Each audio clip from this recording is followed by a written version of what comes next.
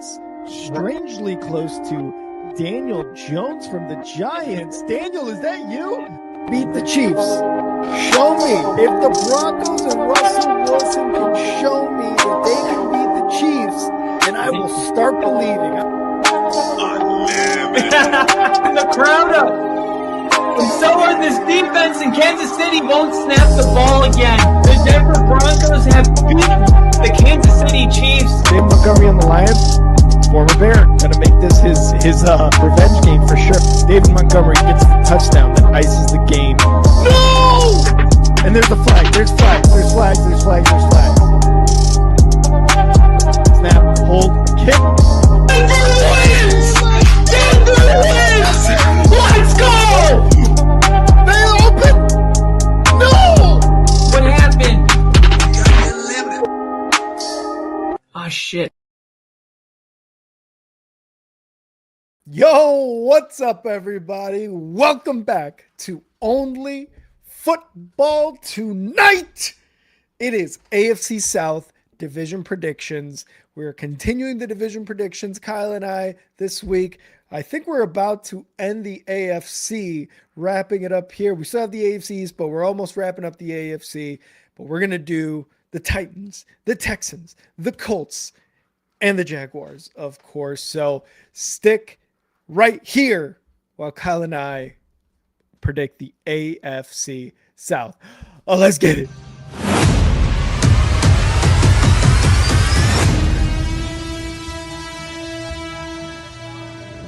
Up, rolling right, throwing back at the end zone. Cortland Sutton, touchdown, Denver! Rolling right, throws deep. God, touchdown! Come on! Oh my God, touchdown! Come on! Under pressure, Caleb throws in the end zone and Kamek catches it. Oh my God! Oh my God! Touchdown! Oh my God! Oh my freaking God! They kicked a game-losing field goal. I've never seen this before. They kicked a field goal as time expired, so they would lose by 7 instead of 10. And the offense is out there right now. Are we going for it, Ben? Snap, hold, kick. Denver's going to the AFC Championship! Denver. Let's go! It's just hilarious because, like, there is no penalty. The game's over, you know? That's all he knows to do.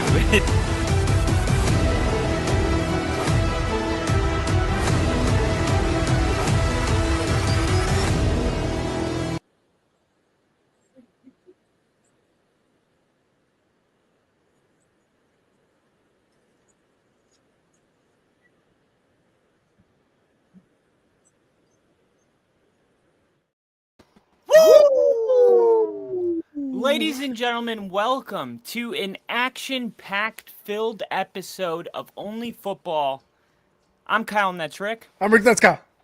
This is the AFC South, ladies and gentlemen. The AFC has made a complete 360. I just saw a stand-up comedian that was talking about his girlfriend, saying this girl that she knew, a friend, went to rehab, turned her life around, and she said she did a full 360. Oh, so right back to drugs. Got it. So, right, we want to do a 180, but in our case, we did I would say a 360 because we hit all four, and we're gonna go in order from worst. Go ahead. I was gonna say real quick. I'm sorry, Kyle. I'm sorry. Real quick, just because we have Crafty and Ginger in the chat, by the way. What's up, boys? Our boys are back. Our boys are back.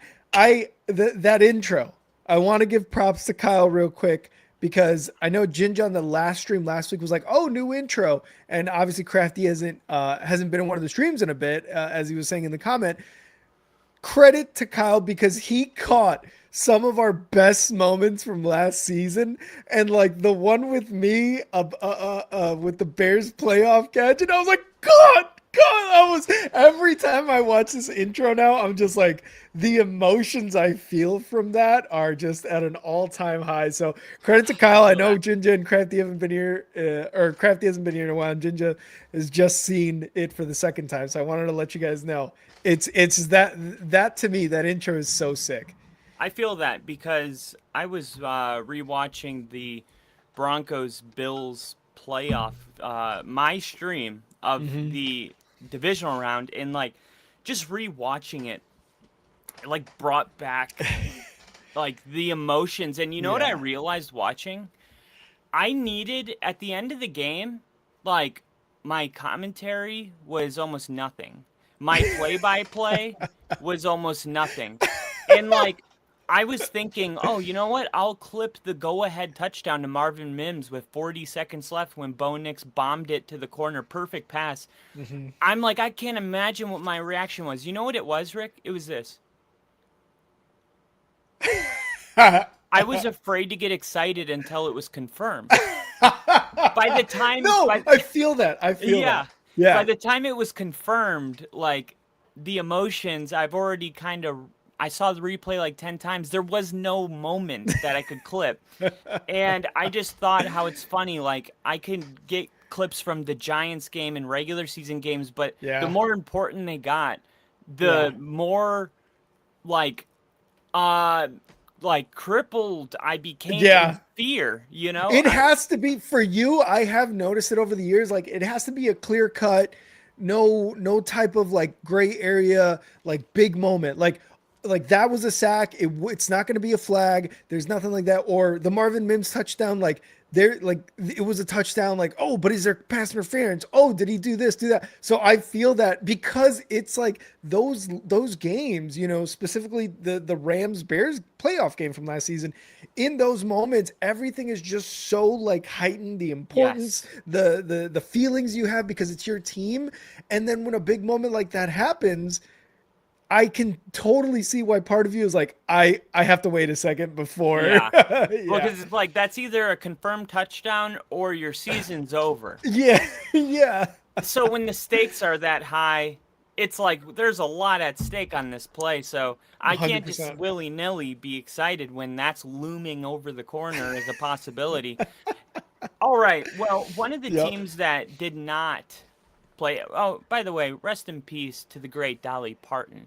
Oh, Uh, yes. Yeah. Here in Nashville, Tennessee, I can tell you that this was a look, not a big part of my life in any way. Besides the women in my family love Dolly Parton, but outside of that, I don't really have. I mean, I liked Hannah Montana growing up, and I know that that's Miley Cyrus's godmother. Hmm. But outside of that, that's pretty much it. But this city, man, it is like, whoa. I mean, it's Yeah. like the city lost. It feels like everybody in this city that's from here Hmm. lost their grandmother, and I bet. it's been really interesting, like just kind of seeing the city experience that because I've never really lived in a city where a celebrity was that important to the city. Hmm. Hmm.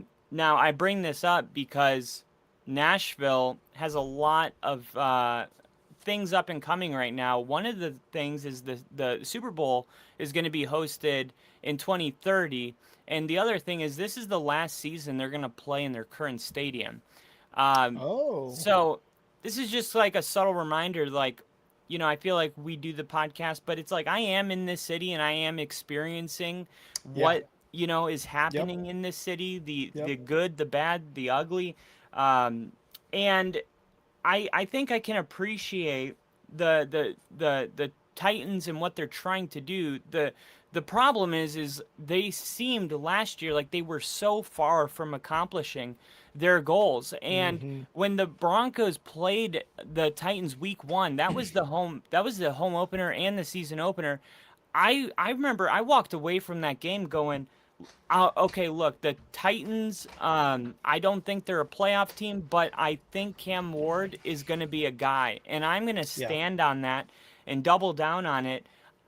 This guy's good. I mean, he was thrown one of the most difficult defenses in the NFL week 1, and I thought he handled himself extremely well, and he Hmm. holds himself to a really high standard. He's a natural leader, and that's what you need out of that position. Like some quarterbacks are like really cliche leaders, and it's like, do you really buy in, or is it like a Mendoza thing where it's like kind of cringy, kind of corny, but it's like, That dude's a all right, walking LinkedIn. yeah, but it's like exactly. But it's like, okay, but if you go out and you play really good, then we'll buy in. But other guys, people will buy in before the results. And I think Cam Ward's like one of those leaders. I feel the same way about Hurts. And I think with all of the turnover happening right now, the Titans aren't as far away as we think. And I don't think it's crazy to say that this team could compete for the division this year. Hmm. Now, the moves that they made on defense, all right? Now, they hired Robert Saleh, so we could start Yep. there. And Yep. last year was one of those years where it was like the Titans could have either been a playoff team or the whole thing could crash and burn, and it crashed and burned. So they replace it with Robert Saleh, and I thought that was an interesting choice considering the fact that it's an offensive league and they're going with a defensive guy that just failed with the Jets. However, I think that we should really take in the context that everything and everyone fails in New York. There's an ownership Yeah. cultural problem. You heard Le'Veon Bell say it's very similar to what Plaxico Burress said. Is like it was like being in prison. Every day I woke up and I just thought to myself, "You're a fucking loser."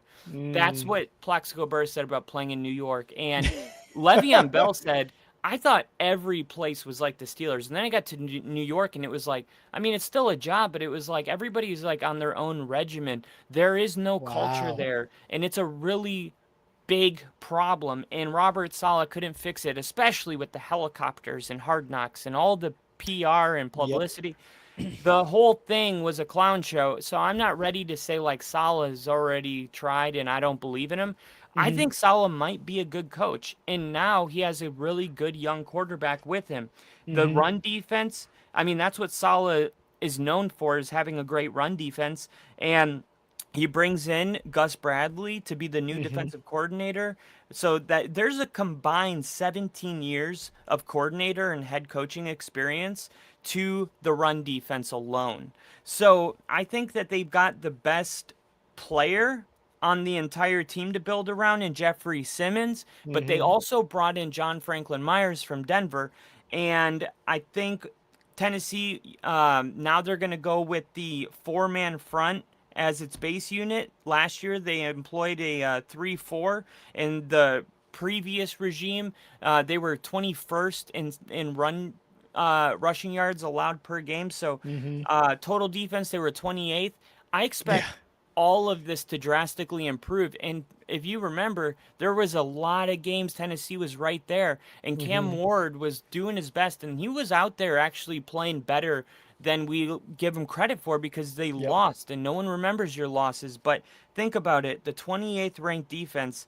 And now Cam Ward can say, I don't have to be Superman. I can go out there and just do my thing. The running game is going to be better, I believe. They bring in Brian Dable, a coach, a head coach. I mean, the it's like all of the guys that went to bad organizations or didn't have a quarterback got together and said, now is our time. Collectively, we can get this thing done. And they still have Tony Pollard, who I'm not a believer in right Hmm. now.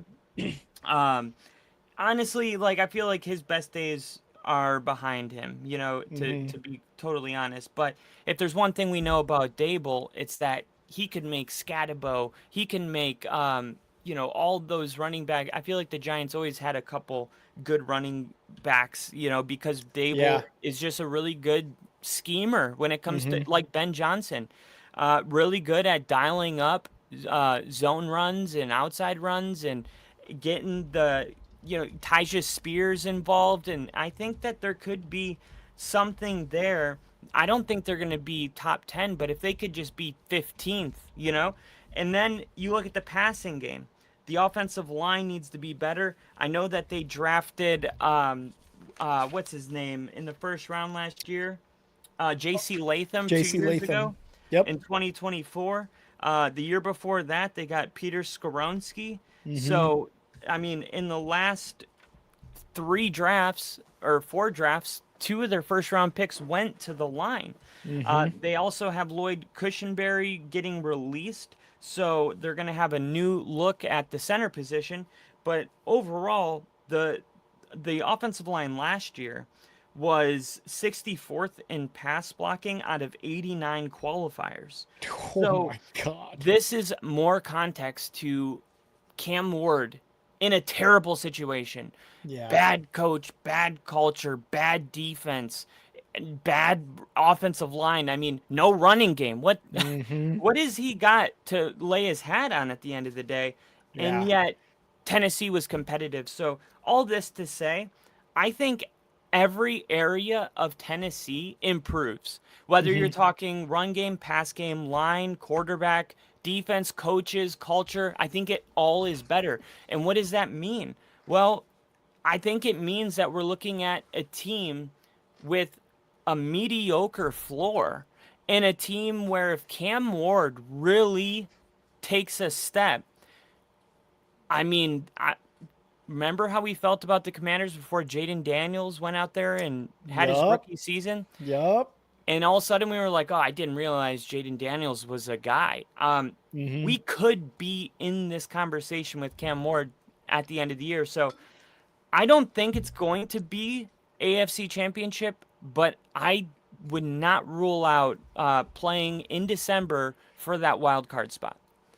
I like that. I like that take with the coaches who had like a really shitty first head coaching job that you have. Like, let's come together and show them that together our powers can form a really good solid team. Because it's true with Salah, with Dable. Like, Dable at least had more success with the Giants than Salah did with the Jets.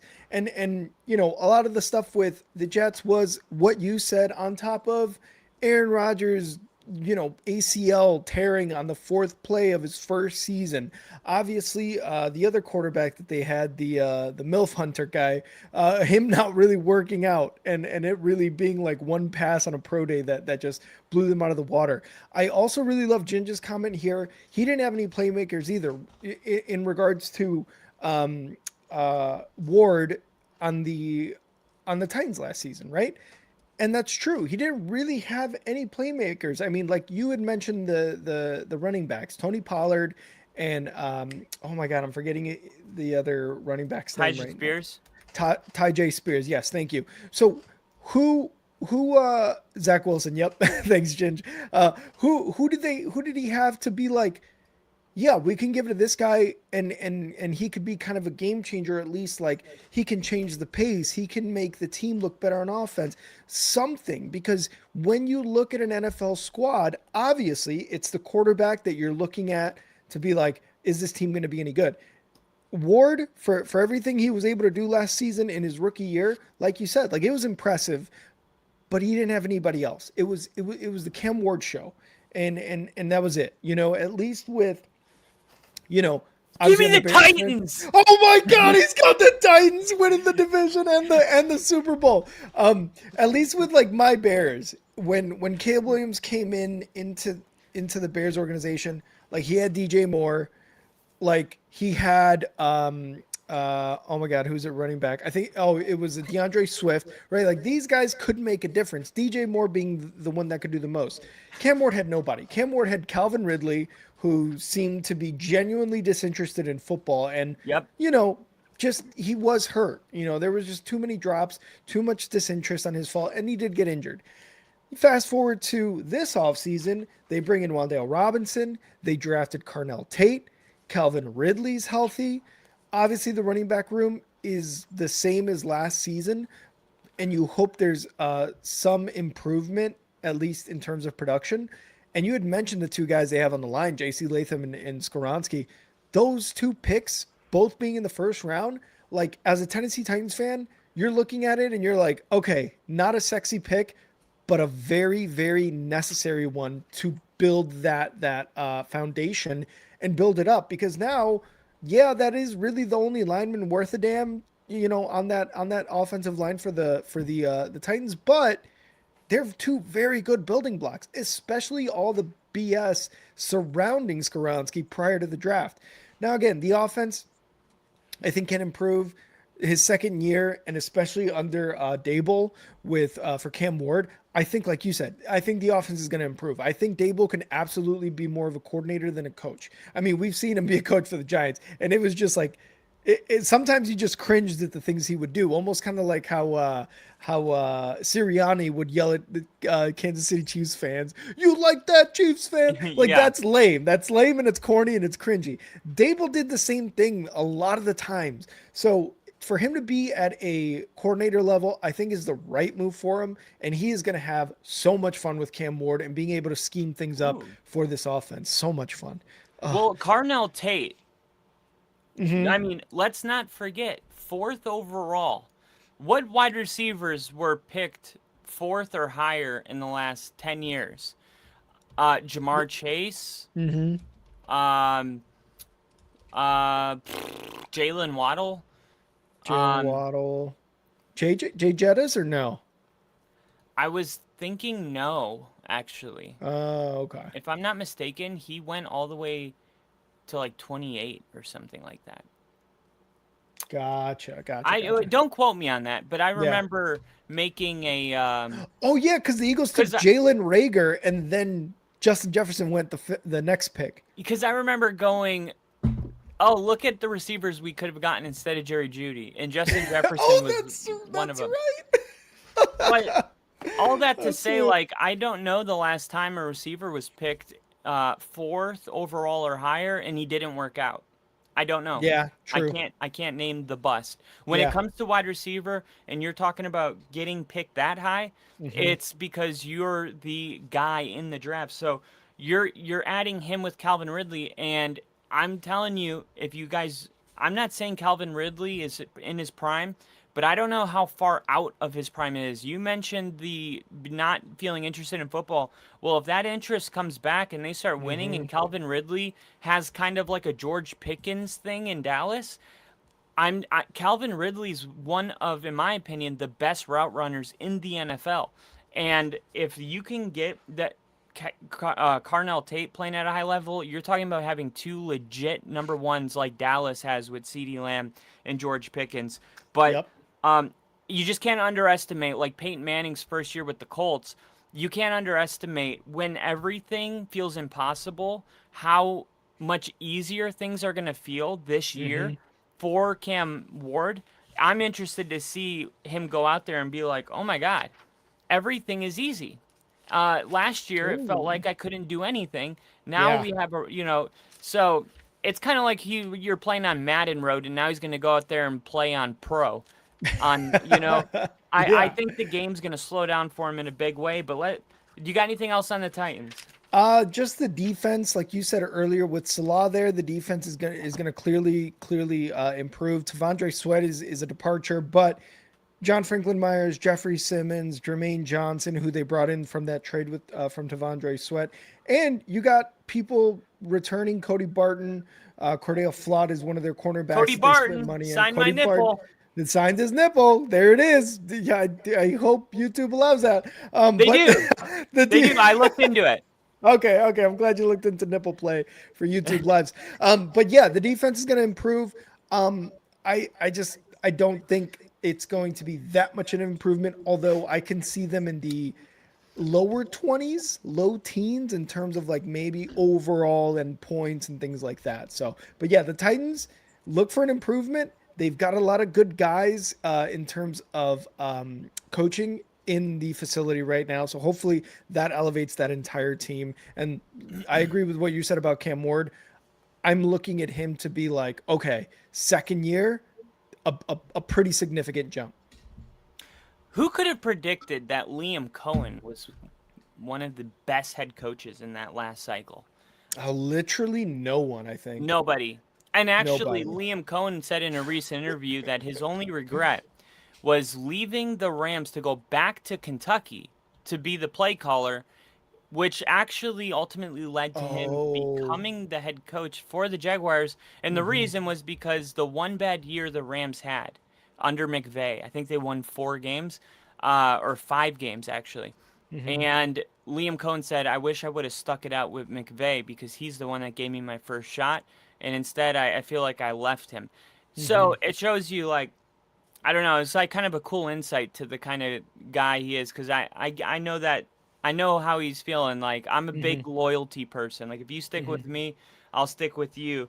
But And Liam Cohen I was kind gonna of say, I was gonna go say ahead. real quick, and I think I like it because it shows you that taking a step back, right? And in terms of in this sense, in terms of professional levels, he took a step back to a college level, and now first year head coach with the Jaguars, he won the division and he went to the playoffs. A step back does not necessarily mean you are in the negative. It just means like, hey, I need to recenter myself because now look at the big things that he's accomplishing. Yeah, and let's talk about some of those accomplishments. So last year, the offense for Jacksonville averaged 27.9 points per game.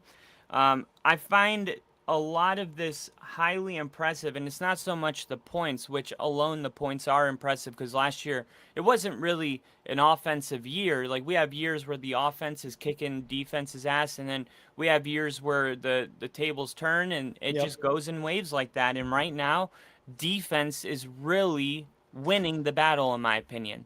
You look at offenses like the Bengals and the Chiefs, and it's a not very many offenses scoring almost 28 points a game. But how did they do it with a running game that was ranked 20th?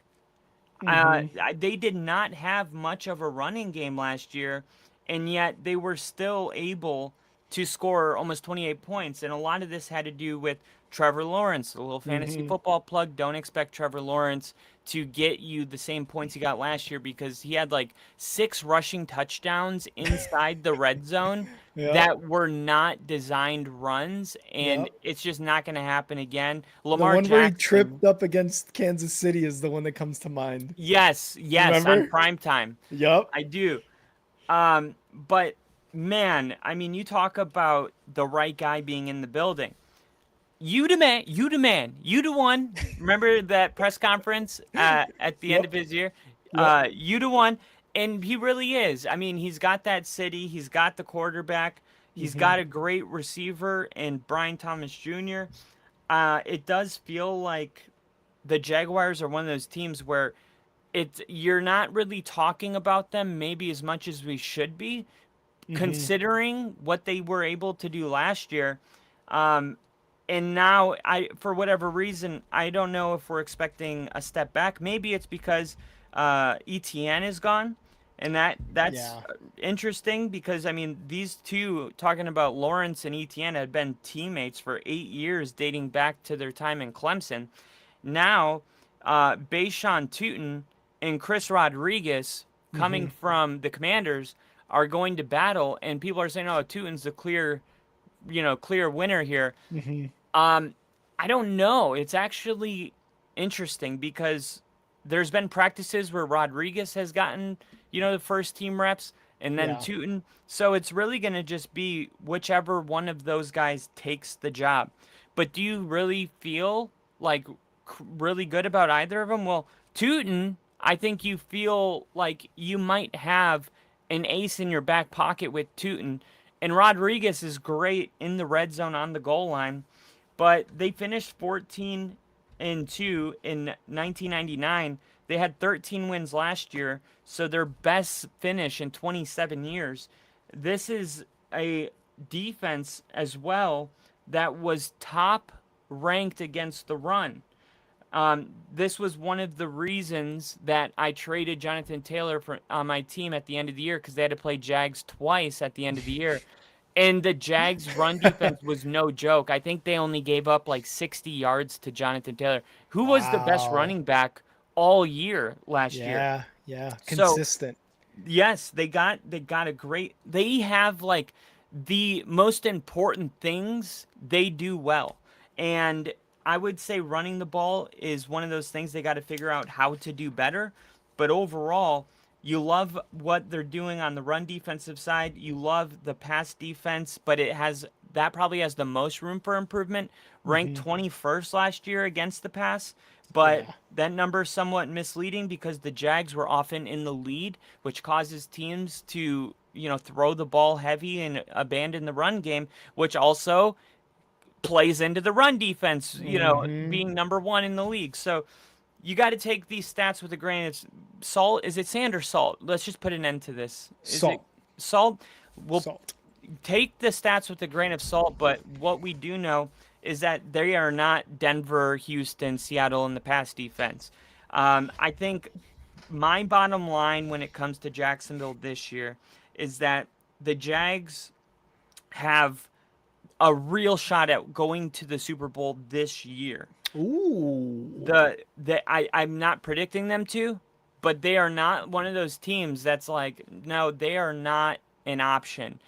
This is not the Titans. You know, they're in that tier of like if you think the Ravens can go this year, you better have Jacksonville in that conversation. That's all I'm saying, because I've seen people taking the Ravens. Nobody I've seen taking Jacksonville. I feel way better about Jacksonville than Baltimore right now. Wow.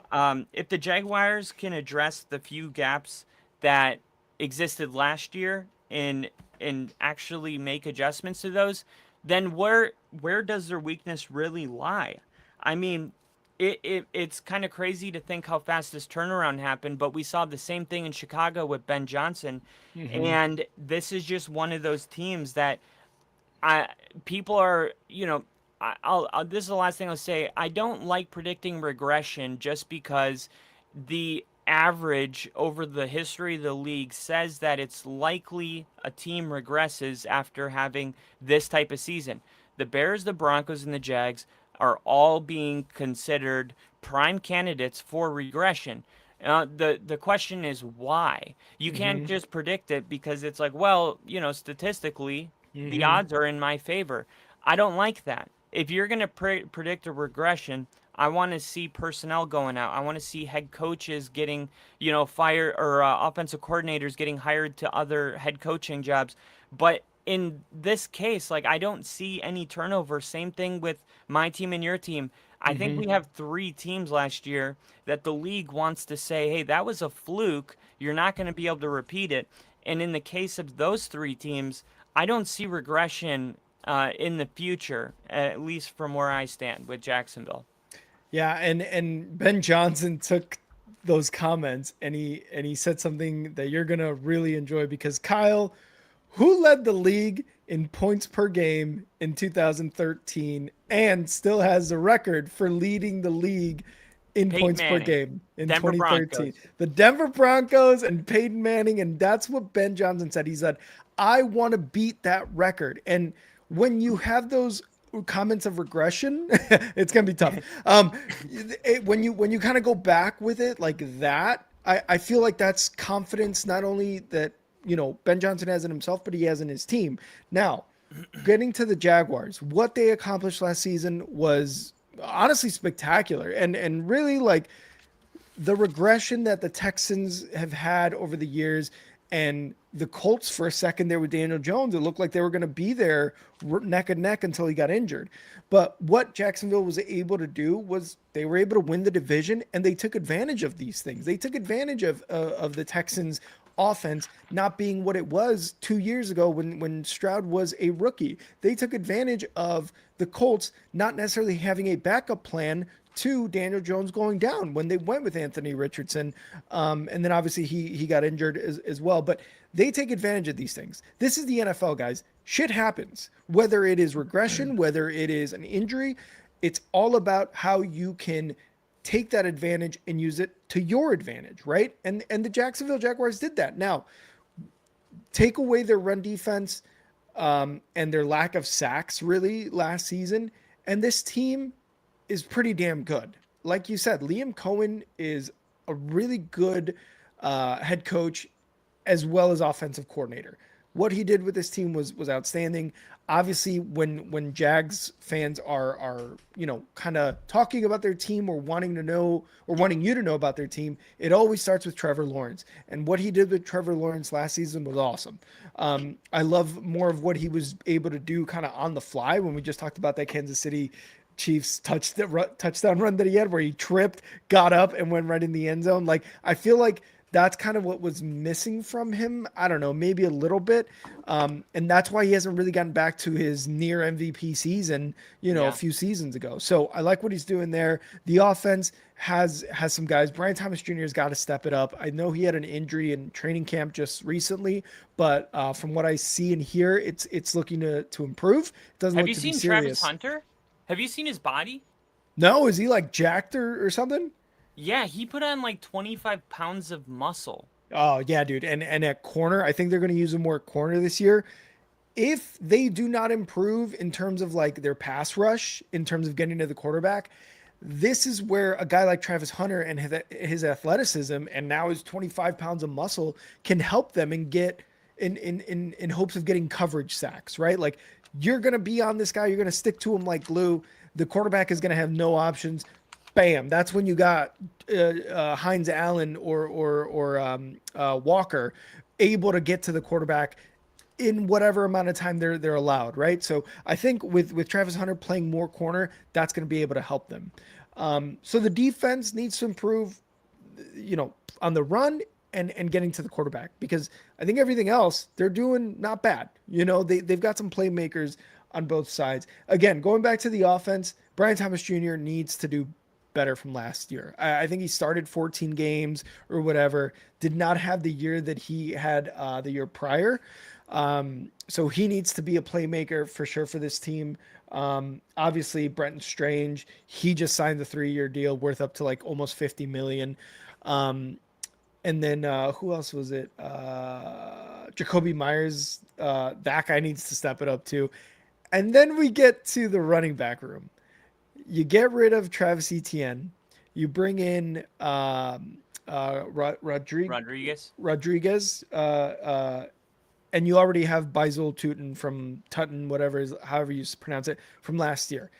This is a very 2000s, early 2000s running back duo, and if that doesn't make any sense, I mean by like a power guy in Rodriguez and a swifty, speedy guy in Tootin. So you kind of got the yin and the yang there.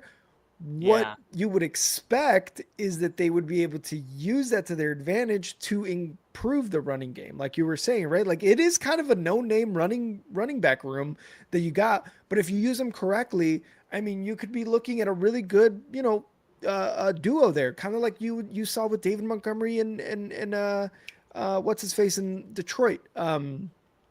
Why am I forgetting his name right now? The other running back.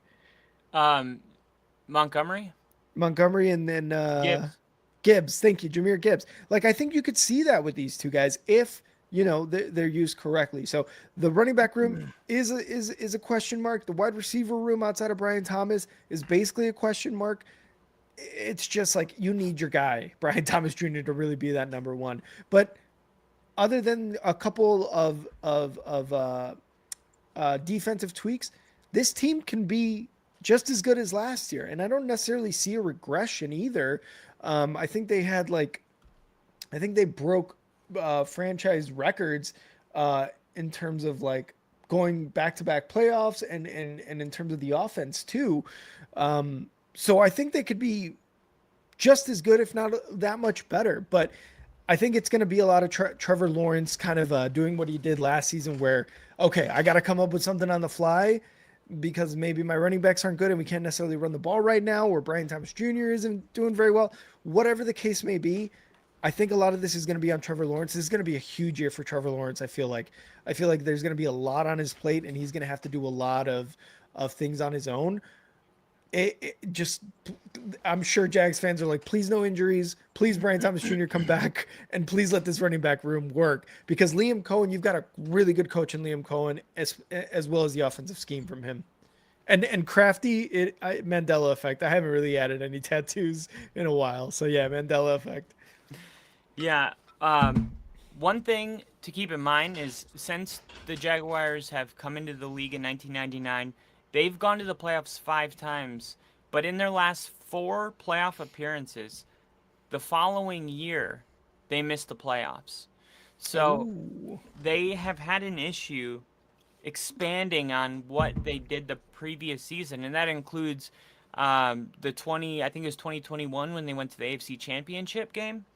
Then 2018, wasn't it? 2018, oh, you're right. 2017. Sorry. Yeah. Yeah. Um, They had so Bortles though too. You know, yeah, a lot of these things, a lot of the like I love that stat, but you've also got to look at like, all right, Bortles was never a quarterback. The guy David what happened to Gerard, him though? He had a good year.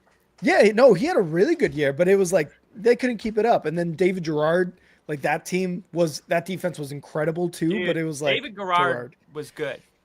He Well, was, but he never kept it I consistent. At mean, least with Trevor yeah, Lawrence, he I got some mean consistency. they had Jack Del Rio as head coach. I Mm-hmm. mean, Mm-hmm. um, Leather like I jacket. grew up in Jacksonville, and I remember being at the bowling alley when they beat the Steelers in that wild card game, and it was like David Garrard won that playoff game, and like the city won the Super Bowl. Like Yeah. it was like that big of a deal because they were just not selling out. You know, they did their stadium was always empty. They were always losing. So I just think Mm-hmm. as far as like the fans go, there's a little bit of mistrust here. Like Oh yeah. The Jags need to come out and show the fans, hey, like we're gonna be good now, and this is not a fluke what happened last year. Mm-hmm. And I think it's not unreasonable for the fans to feel that way. Totally. Um, Totally. so finally, we go to the Houston Texans. We Okay. still have the Colts. We still have the Colts.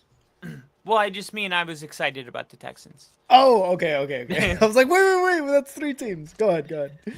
The Houston Texans are an intriguing team to me Mm-hmm. because you're seeing in a lot of quarterback conversations and tiers that CJ Stroud is being ranked uh, around where Bryce Young is. And some people are even saying if you could pick right now, you know, some people are saying I would go with Bryce Young Yeah. just because CJ Stroud has looked so poor Mm-hmm. in his last year. But I don't think people are really appreciating the circumstances that CJ Stroud had to play with last year. I mean, last year they had a top five most injured tight end core, top five most injured wide receiver core. The Mm-hmm. running game was supposed to be led by Joe Mixon. Mm-hmm. Joe Mixon didn't play a single snap for the Texans last year. Mm-hmm. Instead, they had to go to a fourth round rookie running back in Woody Marks, who came in to be RB1, but he was horrible in pass protection. So not very effective out of the backfield. And then they're like, well, we got to bring in Nick Chubb. And Nick Chubb, who just retired, by the way. And the reason he did that was because he's well beyond his Really? prime. Yeah. So what'd you say? I said really. I did not. Yeah, he I retired never last saw week. that. Yeah. Wow.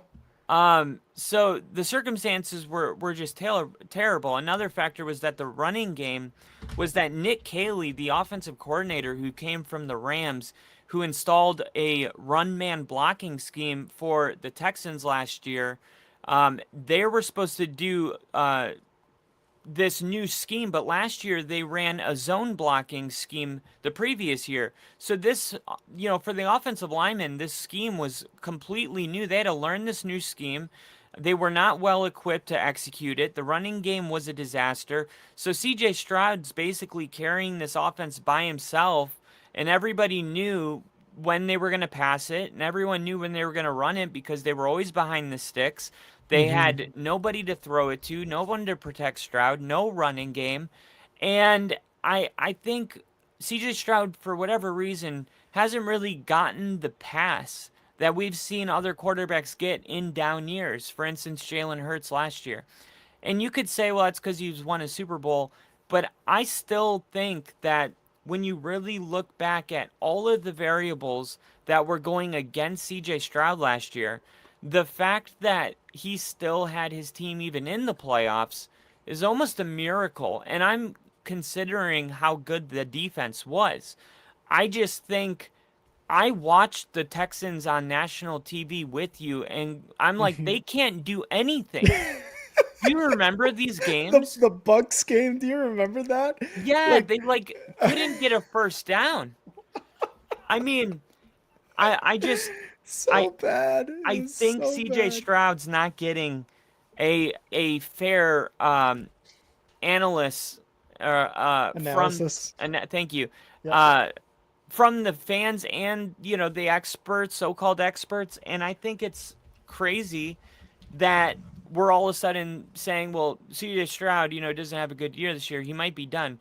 At the same time, it's one of those leagues where you either put up or we move on. And you only get so many years, and nobody really cares why you're not doing well. All that matters is you're not doing well.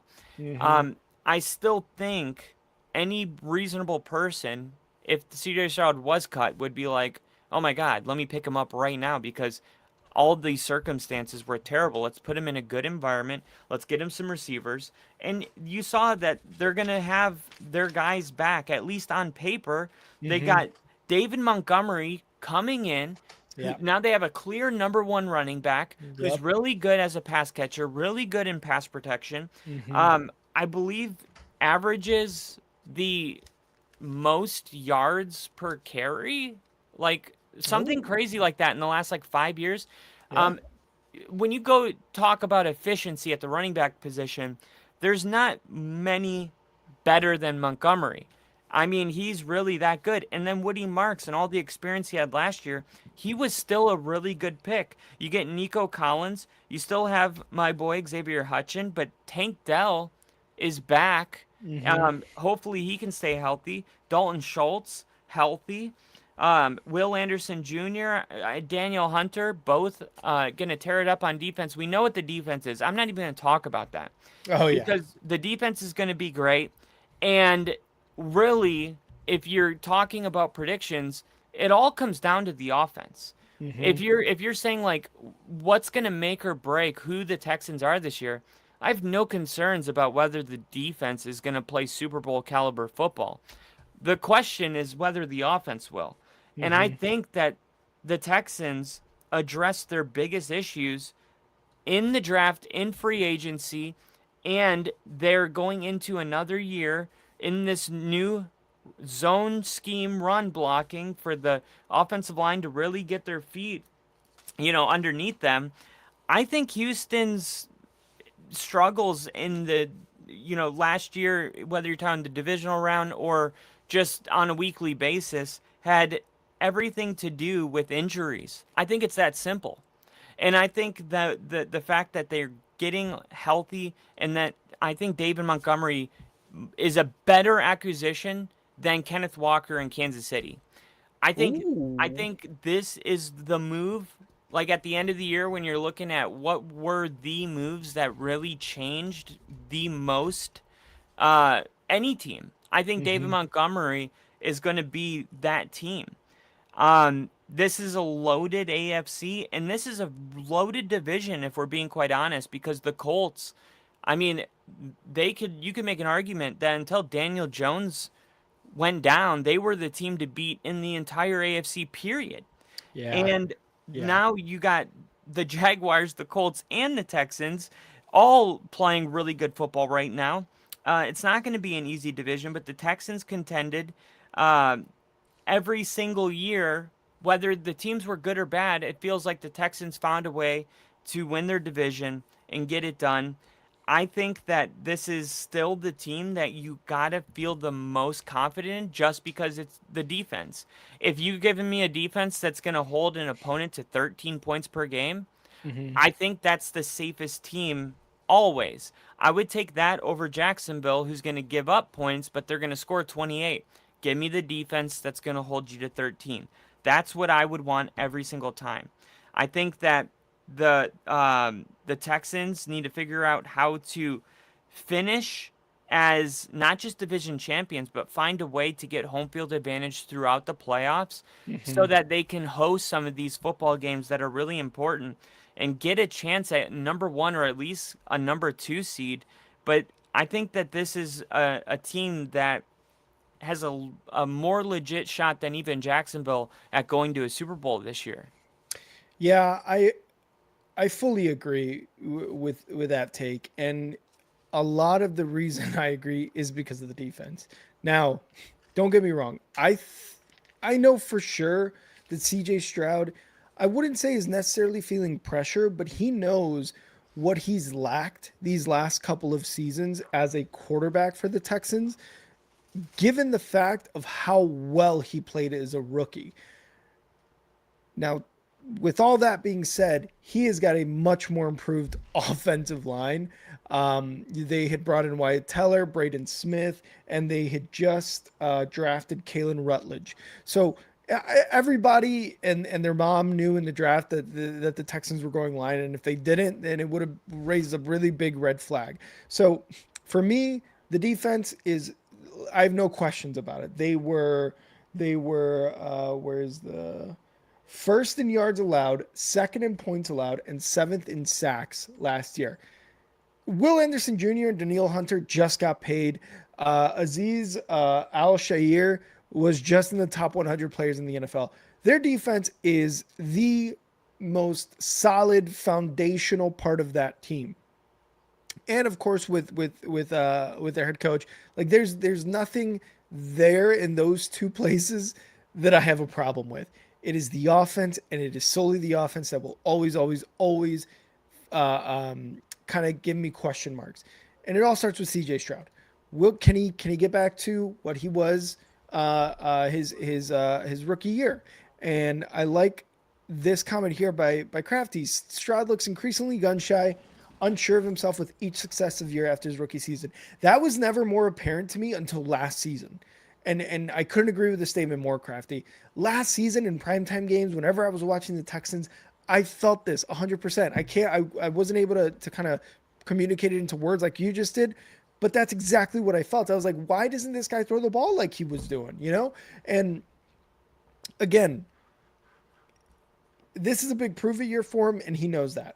Going out of the running room, I like the addition of Montgomery. I just don't know if he has that premier running back title anymore. Like he didn't even start a game last year with I'm forgetting his name, Gibbs.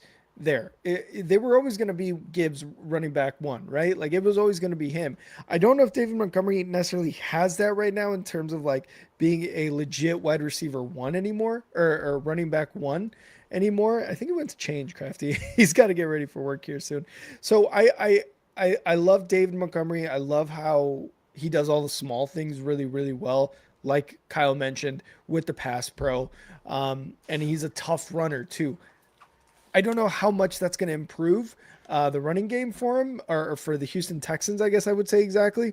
But I still think he can absolutely make more of a difference than Mixon did, right? The wide receiver room, Nico Collins has been getting better almost every season, and it just seems like he's going to get to 1,000 yards per season, whether it's 10 games that he plays in or whether it's all 17. Tank Dell, I got to see it to believe it. This dude's been hurt his last two seasons, his first two seasons in the league. I've got to see him be 1,000-yard receiver and be an impact player all year before I could be like, yeah, Tank Dell is a clear-cut wide receiver too. I got to see it. There's nothing for me to say other than I have to see it. And then Jaden Higgins, after his like really good rookie season last year, he's injured, unfortunately. So they are probably going to look at a guy like your guy, what's his name? Xavier Hutchinson. Yeah. So, I'm hopping in right now. There you go. So there you go. Like, it's going to be something like him. It's going to be a guy like him that is going to have to take those reps from a Jaden Higgins and see if he can make anything out of it, right? And Kyle is going to join us here right now from his phone once he gives me the thumbs up. So I like the Texans as a possible AFC South contender. It's just, what can the offense do? And let's see, Nick Caley. Oh yeah. So Nick Caley is still the offensive coordinator. Again, we highlighted some of the things, and that's the offensive line having improvements. But again, it all comes down to CJ Stroud. it all comes down to CJ Stroud. Nico Collins can be healthy. Tank Dell can be healthy. Jaden Higgins can be healthy. David Montgomery can have an absolute monster year. But it's all about the quarterback. This is a quarterback-driven league. We all know that. Everybody knows that. That's just how it is. So, can they be a contender? Absolutely. Will they win the division? Oh God, I don't know. I just look at the Jacksonville Jaguars, and honestly, I look at the Colts with Daniel Jones, and I think they're the better option here. But again, with that defense, it could be something that that definitely has a chance. And we got Kyle back, Kyle. So yeah, I like I was saying, I love the defense for the Texans. I love the coaching staff. Maybe Nick Caley in his second year as play caller can do a little bit better. But while I see them as a contender, I don't necessarily see the Texans as a winner by default by any means, because I'm looking at Jacksonville and I'm looking at the Colts as well. Really? Mm-hmm. So you got Texans missing? I don't know. I don't know. Missing the playoffs, maybe, because I think there's few more teams in the AFC that can edge them out for sure. By the way, how does my audio sound? Sounds good. Yeah, this is the new Rode mic. I love it. I got it for like interviewing fans at outside the stadium. Oh, nice. It I was doing some tests on it where I was like outside of a loud HVAC system talking and you couldn't even hear the fan. Oh, so it's got like the noise cancellation or whatever. Yeah, and it has Oh, like nice. 32 gigabytes of floating. I don't know. I'm not really a technology guy, Yeah. but it's like the best. So Hell yeah, I'm brother. gonna be giving you guys some really awesome content. I love it. Can you hear me okay? Oh yeah, we got you, dude. We got you real good. Okay. So Rick has the Texans missing the postseason. I've got them right now. I've got them not winning the division. I've got them not winning the AFC South. And I I think like I do think that they can be a contender for it. But last season it seemed like Daniel Jones going down was huge. And again, kind of what I was referring to back with the Jaguars, they took advantage of something like that. And I'm not saying that teams and players are rooting for injuries of star players on other teams. I'm just saying injuries happen. And if you can take advantage of that to help you win the division, I think you're just taking advantage of the situation, right? Any little advantage that you can get, little or big advantage, I think it's going to help them. I think it helped them get into the playoffs as well. So again, like I think looking at the AFC as a whole, I think there's more teams, definitely more Fair. teams, especially from the AFC That's West. fair. Yeah, to be into the playoffs than the Texans at this point. I think we may have lost Kyle here for a sec. Oh, there he is. Kyle, so what do you think about the Colts? Last team in Sorry the about AFC that. It's South. always a little shaky when you're leaving the Wi-Fi. Yeah, I know. Yeah, for sure.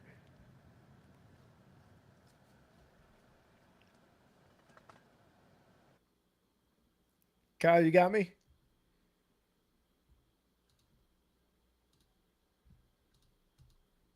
Kyle?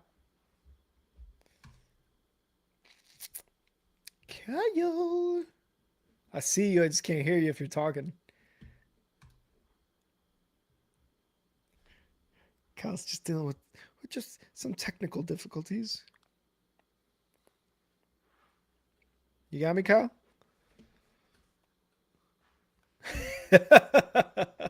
I can't, if you're talking, I can't hear you. I don't know. Maybe it's a connection. Maybe I gotta kick out your other one. Or here, let's see if I could do edit mics. All right. There we go. I hear you There now. we.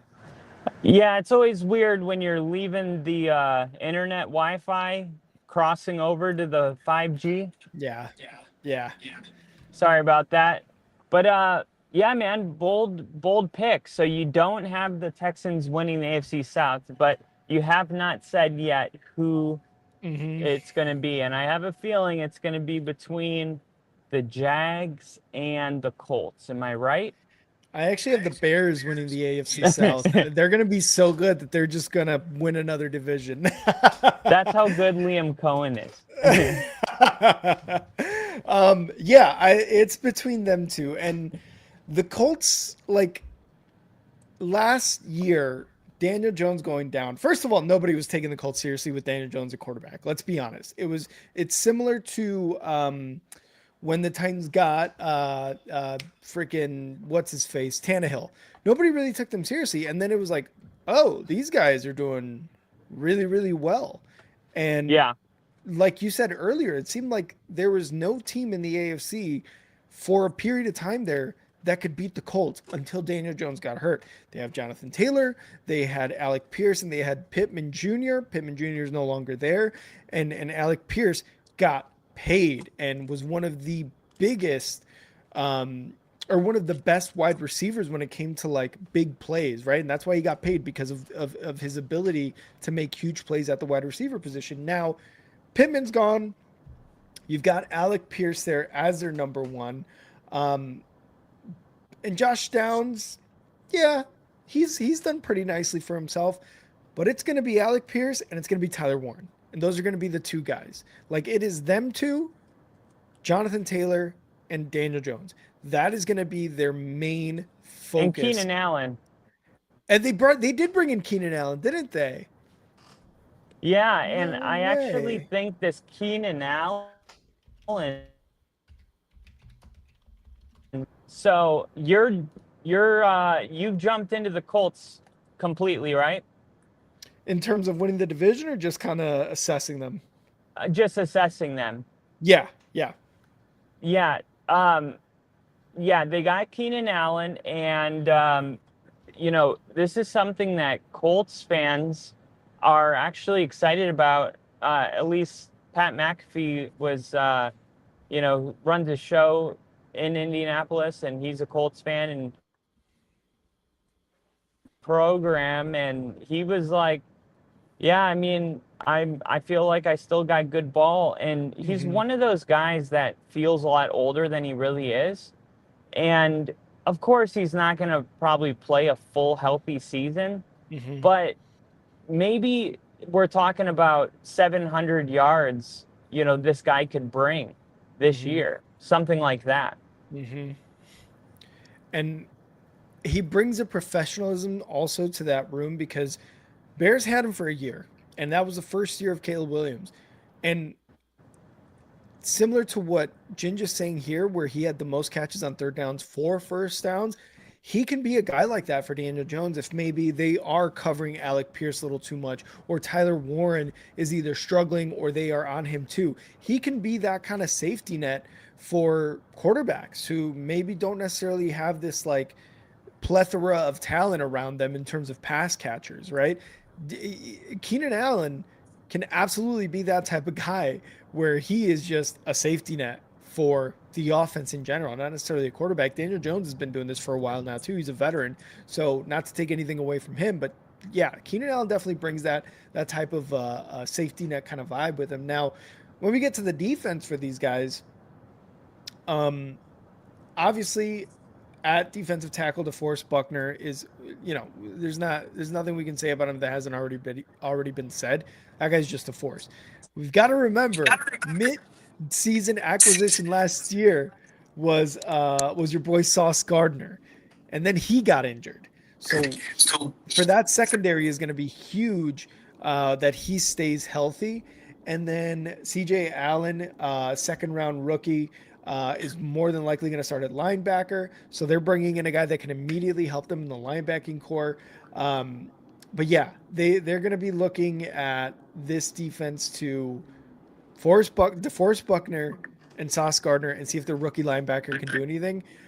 I just the defense is probably the biggest question, as well as other than Tyler Warren and Alec Pierce, who else can they pass it to? Right? Like who else is Daniel Jones going to get it to? Because Jonathan Taylor, there's no question about his ability. I don't think he's slowing down anytime soon either. He's going to continue to just be a force as a running back. So I think it's the defense, and really, if Daniel Jones, for example, gets injured again, what is your backup plan from that? Is it going to be what's his face, the quarterback they drafted? Is it going to be him, or are they going to go another route here? And looking at their depth chart, it's Riley Leonard, who I believe is a rookie, and it's Easton Stick, who we know well from the Chargers, I believe, or the Rams. I forget which LA team he started for a bit there. But Easton Stick and Riley Leonard, other than Anthony Richardson. Easton Stick? Mm-hmm. Jeez, Sounds like a brand for like bats. I didn't know it was that bad. Yeah, it's Riley Leonard as a rookie and Easton Stick, and then it's Anthony Richardson, who got tired in the middle of a game last year. Sorry, I just realized there we go. That should be better. My microphone got unplugged. Oh, you're good. We can hear you pretty well too, so you're good. Can you hear me? Yep. Okay. Does it sound like it's getting farther away right now? Is it getting louder? No, not necessarily. Louder. Okay. Sorry, I'm still learning how to use it. And I believe I hit the record button on accident. It turned my whatever off. But Oh, okay. yeah. So I'm not gonna lie. When it comes to the Colts, I'm kind of torn. Mm-hmm. There's a part of me that feels like the Colts deserve to be, considered a legit team because of what they did last year. Like, we can't just forget about what they showed us last year. But then at the same time, it does feel like it's a long time ago. And Yeah. whenever you have a team that's kind of hot and it's, week 10, I always think of the Steelers that were 10-1 that year, and then they lost like the rest of their games. Yeah. But the problem with weeks in a row. 7 weeks in a row, and like the problem with Daniel Jones getting hurt was, in my opinion, we never got to see the part of the season where they prove, like, hey, this isn't a fluke. It's like they got to that point where it was like, I don't think it's a fluke. Nobody else probably did, but you still are like, all right, well, come December, this is going to be, one of those teams that is like, hey, they just beat the Texans and the Jags, and, they only have one loss, but they didn't get to that part of the season. So we're kind of just stuck with the Steelers at 10-0.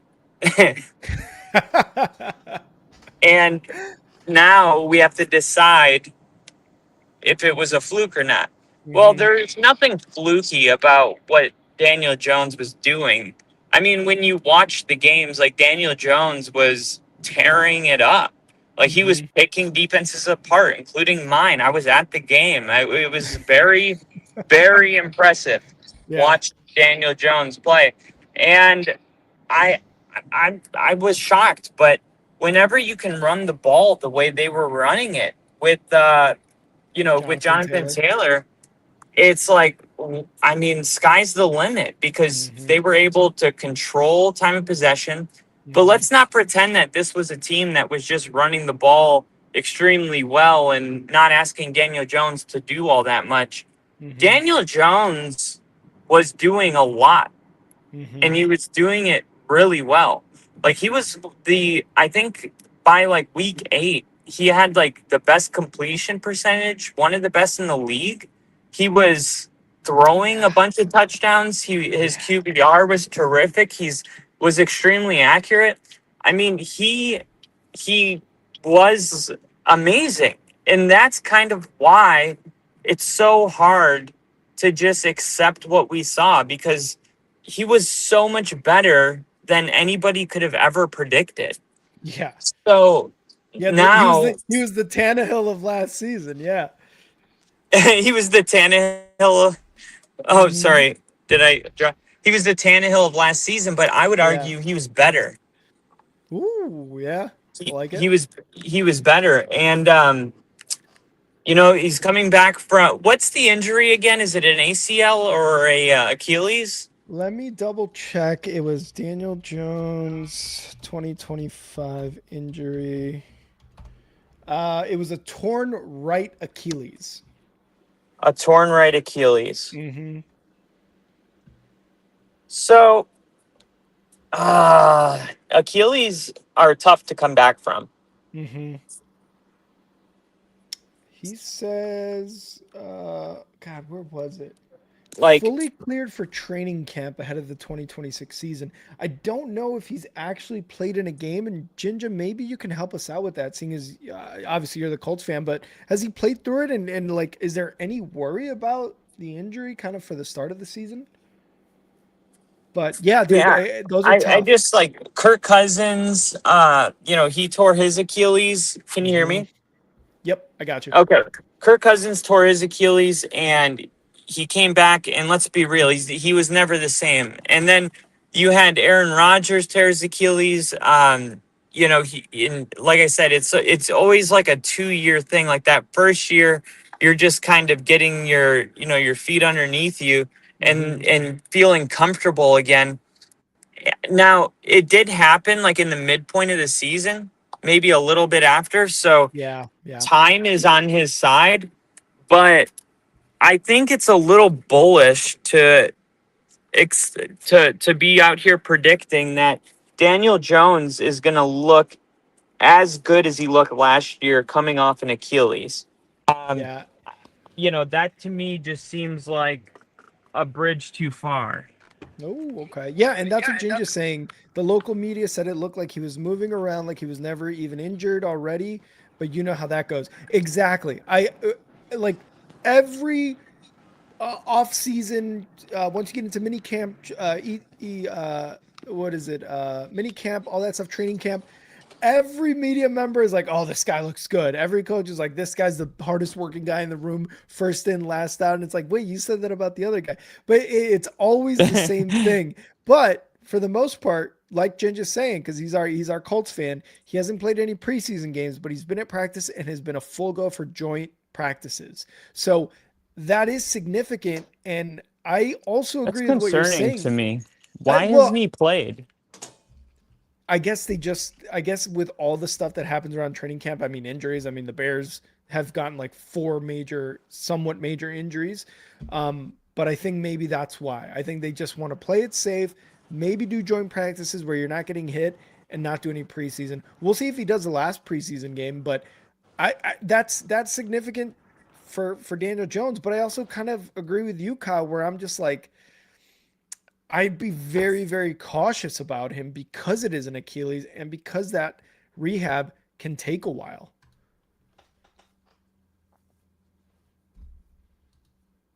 I think we may have lost Kyle there for a second.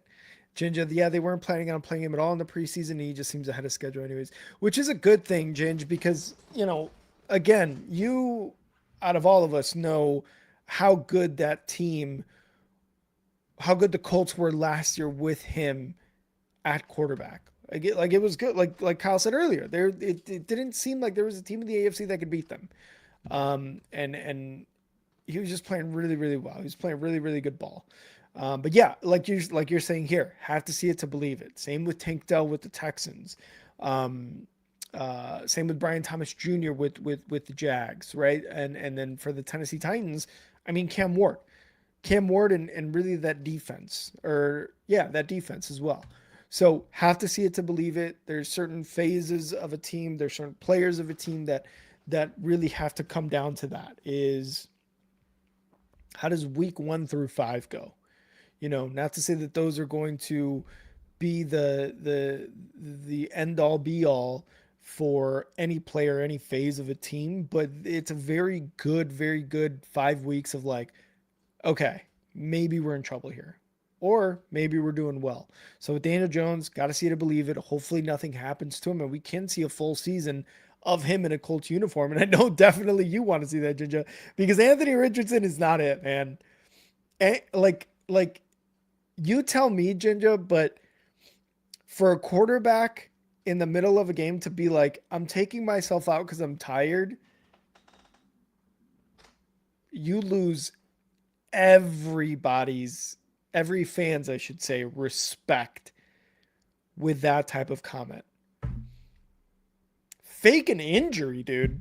I would rather you be like, oh shit, my hammy, right? Or shit, I think I like, mess with your ankle or like move it around and be like, yo, bring in Riley Leonard, whoever it was that came in, right, for him. That alone, and we shouldn't necessarily be judging him on getting tired because look, I know I'd be tired if I was him, but that's me, not an athlete, not somebody who's been playing football for 20 years or so. That was him, man, and it's tough. So it's not Anthony Richardson. It's got to be Daniel Jones, and if it's not Daniel Jones or if he gets hurt, then I think you guys, the Colts are looking for a quarterback in the draft next year. Yeah, dude, Richardson is cooked. Yeah, unless he proves himself, right? Again, hoping that Daniel Jones plays an entire season as a Colts quarterback, but if something happens and Anthony Richardson has to step in, if he could just be like so much better, then maybe you have a shot there at a guy who can run the ball, at a guy who's got a big arm, and as a guy who's improved in his third year or something like that, right? But yeah, I like the Colts. I like the players. Sauce Gardner needs to stay healthy.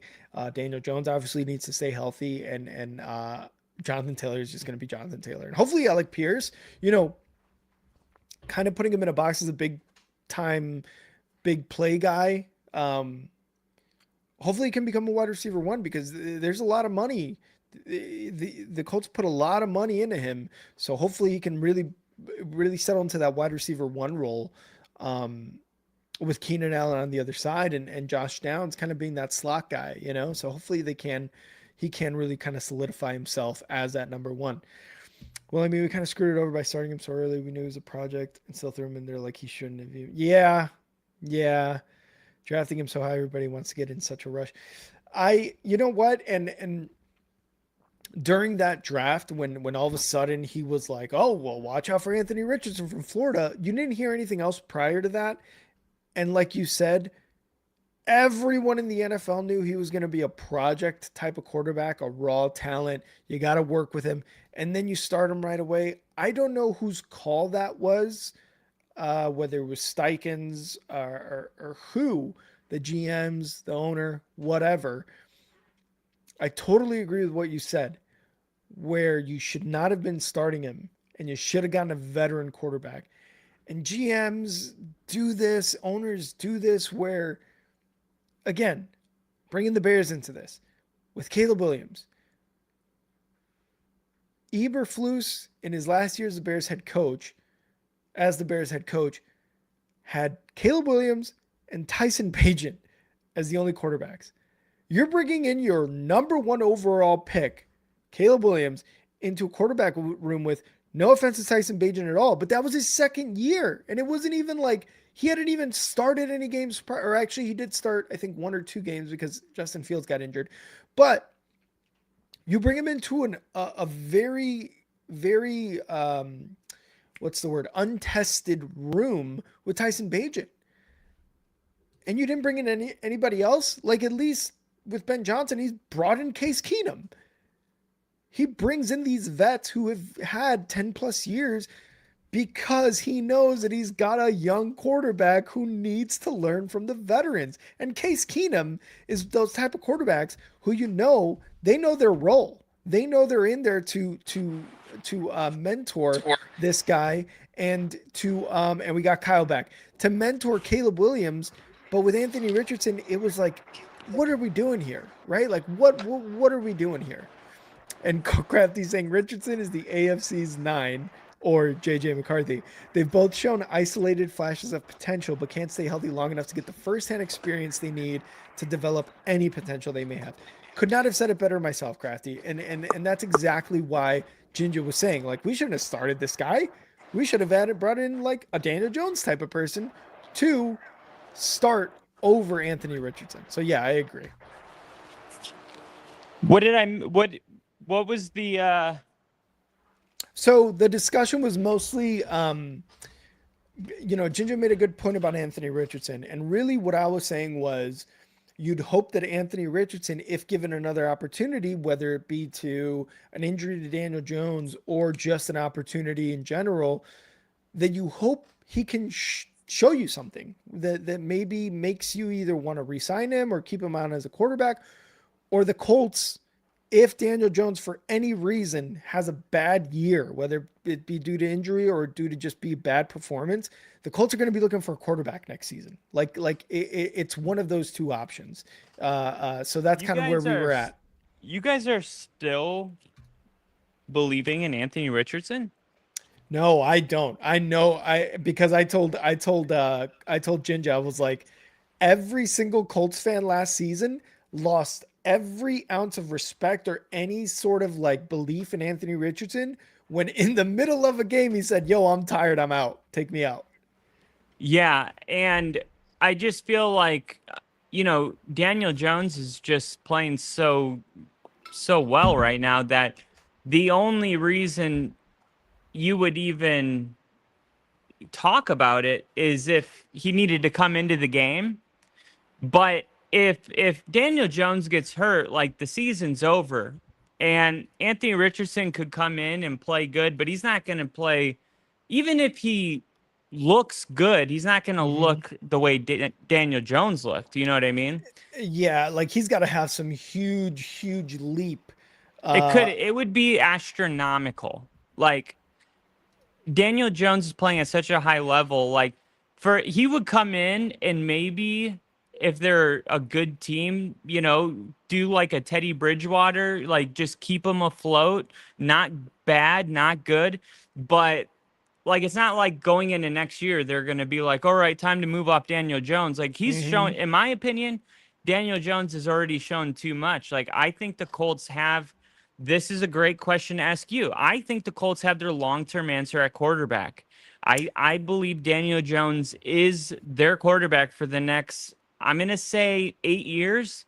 Where do you stand 30. with franchise quarterback? Because, ever since Andrew Luck came out of halftime in a preseason game and announced a abrupt retirement, the Colts have not been able to recover. Specifically at that position, they had, Phillip Rivers had a decent year there, but that's not what I'm talking about. I'm talking about like the future, the guy, like go buy a jersey. You're going to have it for 10 years. They haven't had that. And I feel kind of happy for Colts fans because when did Luck retire? 2008, 19? Yeah, I think it was 19. It's so weird. It's like feels so long ago, but I can't even remember when it was. But it's it might be worth asking you, like, do the Colts have their franchise quarterback in your opinion, based off of what you saw last year from Daniel Jones? If we're literally just going off last year, I do not think so. He got injured. It's an Achilles. It was a non-contact. It wasn't a game, but it was a non-contact Achilles. But he was playing awesome. He was playing awesome for those 8, 9, 10 games, whatever. But do they have a franchise quarterback? I can't say that they do. I really can't, because that's like, I don't know. That's like those, again, bringing it back to the Bears, those delusional Bears fans who were like, re-sign Justin Fields and get a better line for him. All because he ran a 65, 67 yarder against the Dolphins for a touchdown. All because he outran Jeff Okudah from the Detroit Lions for a touchdown. all because he did a really cool slide in the opening season against the 49ers in a monsoon. Like Awesome slide. awesome slide, awesome highlights, but But you think that's consistency the isn't same there. thing as what Daniel Jones did last year? Well, I'm not saying that it's the same thing, but if I'm to take the last, let's say 3 years, right? Last year played great and then got injured. I'm not saying it's his fault or anything, but he got injured. We didn't have a full season of him. Number two, the season prior to that, he came onto the Vikings as a third stringer, for being honest, right? Or really second stringer because JJ McCarthy got hurt behind Sam Darnold. And I think he was more of like a mid-season acquisition. Prior to that, on the Giants, there really wasn't much to look at Daniel Jones and be like excited about. So if we're taking the last 3 seasons, he played half a year last year. He barely played at all with the Vikings, and he played kind of unspectacular football. And actually, before I even say that with his last season on the Giants, I'm gonna look it up just to be like positive about that last season with the Giants that he played in. And that was, yeah, he started 10 games, went 2-8, had a 63% completion percentage, 2,000 yards, 8 touchdowns, 7 interceptions. Like again, did he play awesome in the games that he played last season with the Colts? Yes. Can I see him, or is that enough to tell me that the Colts have an 8-year starter? It's not. I have to see a full season from him with the Colts as they are now to be like, the Colts have a long-term starter. He has the potential. He's only 29, and he just turned 29 in May. So he has the potential to play another 11, 12 years if he really wants to. As long as he's, barring any injuries, he has the potential for a long-term quarterback. I just don't see it right now. I don't. Yeah, I guess for me, I always say I get like looking at the last 3 years, Mm-hmm. but in my opinion, it's like if your highs are as high as he was Kyle? Kyle. Damn. He was just about to say something so fucking smart. I'm positive. Hold on. Can't unmute. Their mic isn't connected. So Kyle, if you can hear me, your mic, it's saying that your mic isn't connected. But I guess just for me, it really like, because I can't just take last year as, can you go off of that? You know what I mean? It, I'm taking, I think, a pretty good chunk, and even let's go to 2023 because that was his second to last year with the Giants. Played 6 games, started 6 because of injuries. Went 1-5, 67% completion percentage, 909 yards, 2 touchdowns, 6 interceptions. Last year has given me hope, absolutely, for Daniel Jones, and Jinja is saying too, like, I got to see it to believe it, because I bet you were excited. You're like, holy shit! I bet Jinja and other Colts fans were super excited to be like, Daniel Jones QB1 for the Colts. We're 8-5. Like, yeah, like that had to be sick.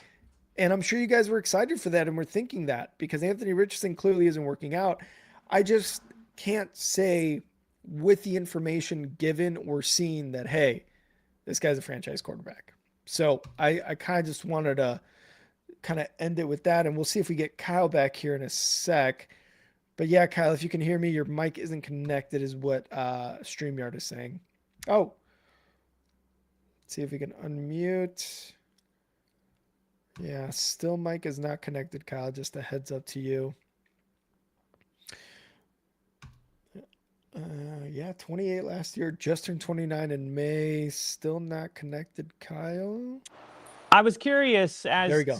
as to whether I could connect my headphones through Bluetooth so I could charge my phone. Oh, nice. Yeah. Because currently my USB-C goes to this, and Gotcha. then I can't charge my phone. So I keep unplugging my headphones while you're talking to give it a little juice. Yeah. But I got it up to 6. I couldn't figure the Nice. Bluetooth out, but yeah, I mean, You said I'm about to say something about Daniel Jones or something like that, and I was yeah. like, "Fuck!" You cut off, and I was like, "He was about to say something really good." I went back and listened to you and I talking about Sam Darnold, and there's a lot of similarities between the conversation we're having right now. Yep. When the Vikings were like, "What do we do with Sam Darnold?" I was a big proponent in keeping Sam Darnold because he had just showed you 14 wins for one, but B, that he can run that offense at a high level. And, Hmm. um, you know, I guess the way I evaluate the quarterback position is I'm not so much interested in what's happened in the last 3 years. I want to see what is happening now. And Totally. I feel like with Sam Darnold, he went out there and he showed you like whatever happened in with the Jets, with the Hmm. Panthers, like this is what I'm capable of.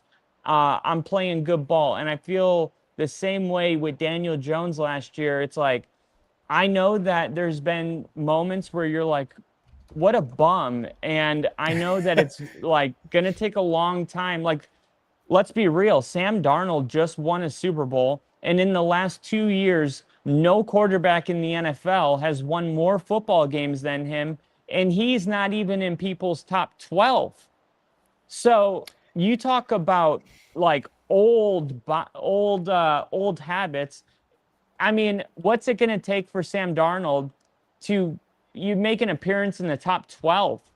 I mean, Hmm. because Joe Burrow's got 2 really good years, and we keep him number 2 overall. And That's a good point. those 2 years are a long time ago. But Sam Darnold's are the last 2. It's not even Hmm. like 2 out of the last 3. We're talking consecutive seasons. So, um, this whole thing I'm getting at is it takes once you make up your mind about a quarterback, whether it's out of the draft. I Hmm. mean, Brock Purdy, a very underrated quarterback in my opinion as well, because when he's playing with all of his weapons and Shanahan, like that dude is a baller, and he took his Hmm. team to the Super Bowl year 2, but year 1, I think he would have gone to the Super Bowl as well. Hmm. And because he was the last pick in the draft, people never talk about him as one of the elite quarterbacks. Yeah. And this is like going to take Daniel Jones. I don't know.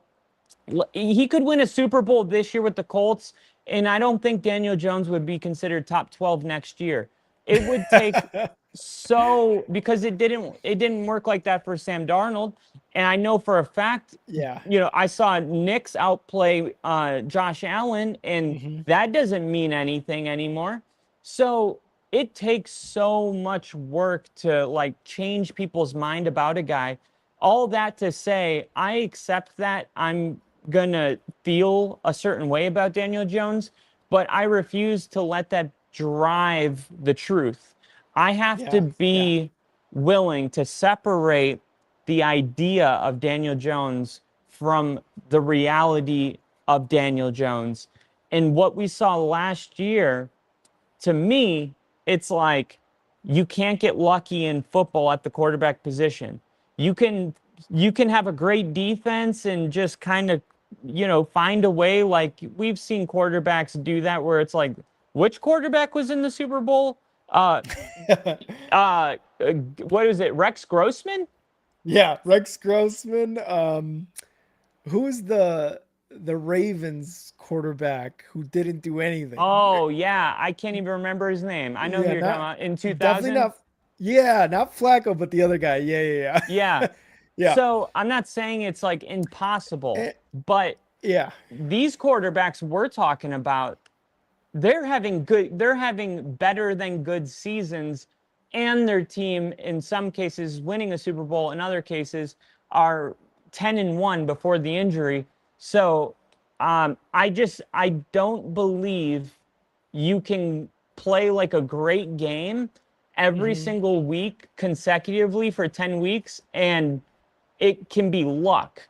it's like that fever pitch line. You can either hit a curveball or you can't. And what's great to know about Daniel Jones is now we know that he can hit a curveball with the best of those in the NFL at his position, and he deserves a seat at the table.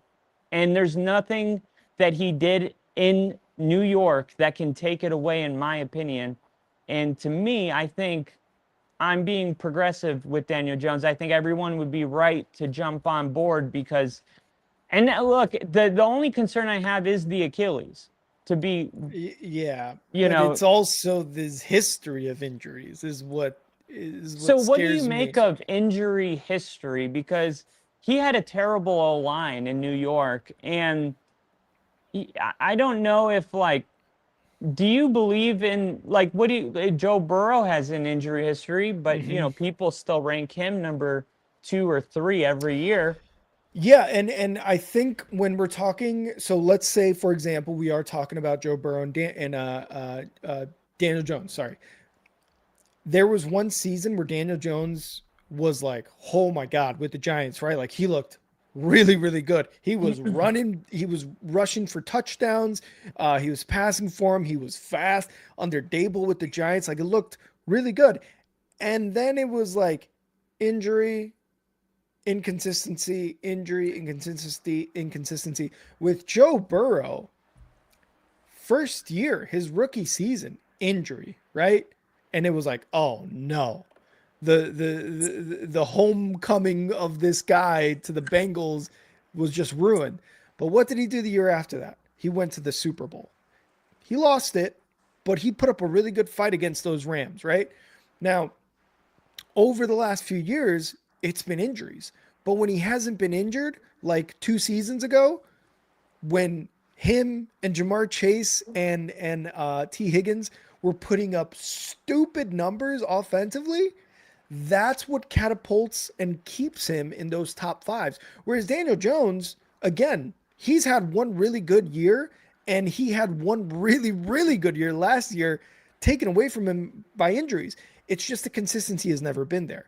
Now, the parallels here is Joe Burrow is, I think, a little bit younger, if not about the same age, but two has proven it at a higher level.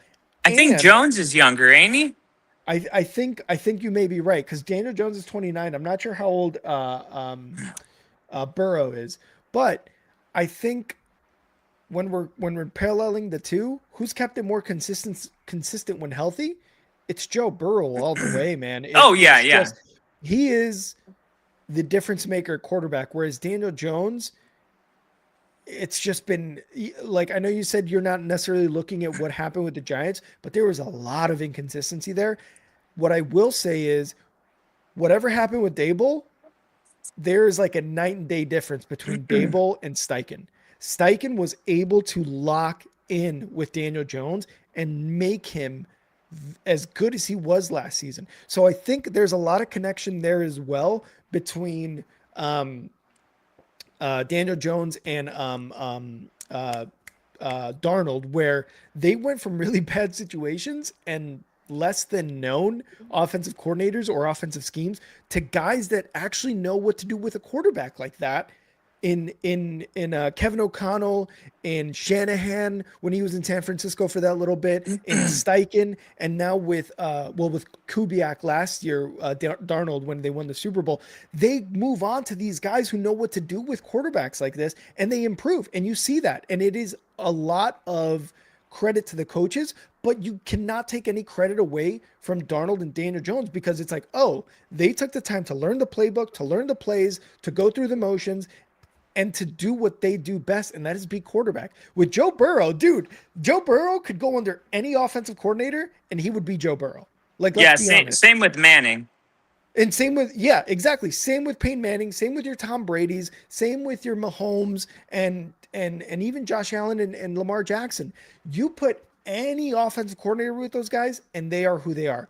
Now, with Darnold and with Jones, I think they need just a better system, and you've seen what they do with a better system and a better offensive mind. Do you think that's true, though? Because Mahomes is like 26th in points per game, 27th in yards per game without Eric Bieniemy. and like with Eric Bieniemy, he's first since being drafted. And it's like I understand like looking at the end of a career like a Manning and going, oh, he could have been like by the time he got to Denver, he could have been with anybody because he became an expert. But it's like if you go far enough back, like to the 80s, it's like the offense was simple. I mean, I was just talking to my uncle about this because he said maybe the greatest running back was the what's the one that the Kardashian defended in court? Reggie Bush. No, the Kim Kardashian. Oh, Her, defended in court, running yeah, back. the murder in the Bronco. Oh, The O.J. Simpson. Yes. O.J. Simpson. So he was saying O.J. Simpson, and I was like, why? And he's like, look at he ran for over 2,000 yards, and I pull it up, and I'm like, they played the Patriots. I think this was in 1973. But they had like the worst run defense almost every week they played somebody. But not only that, I went to carries. Did you know that they used to give running backs 35, 39 carries a game? Yeah. Oh, dude, Like the league in like the late 1900s was all about running the ball. Yeah. I mean, It's like, insane. so for Saquon Barkley to get 2,000 yards, everybody's like, yeah, but they play an extra game. I say, yeah, but he has half the carries. And not only Hmm. that, the game now with like you could say it's not as physical because it's not. The Hmm. hitting is much more restricted. But if Hmm. you're just going off the complexity of schemes, how something can look one way at pre-snap and then the defense is doing something else, Yep. the amount of Hmm.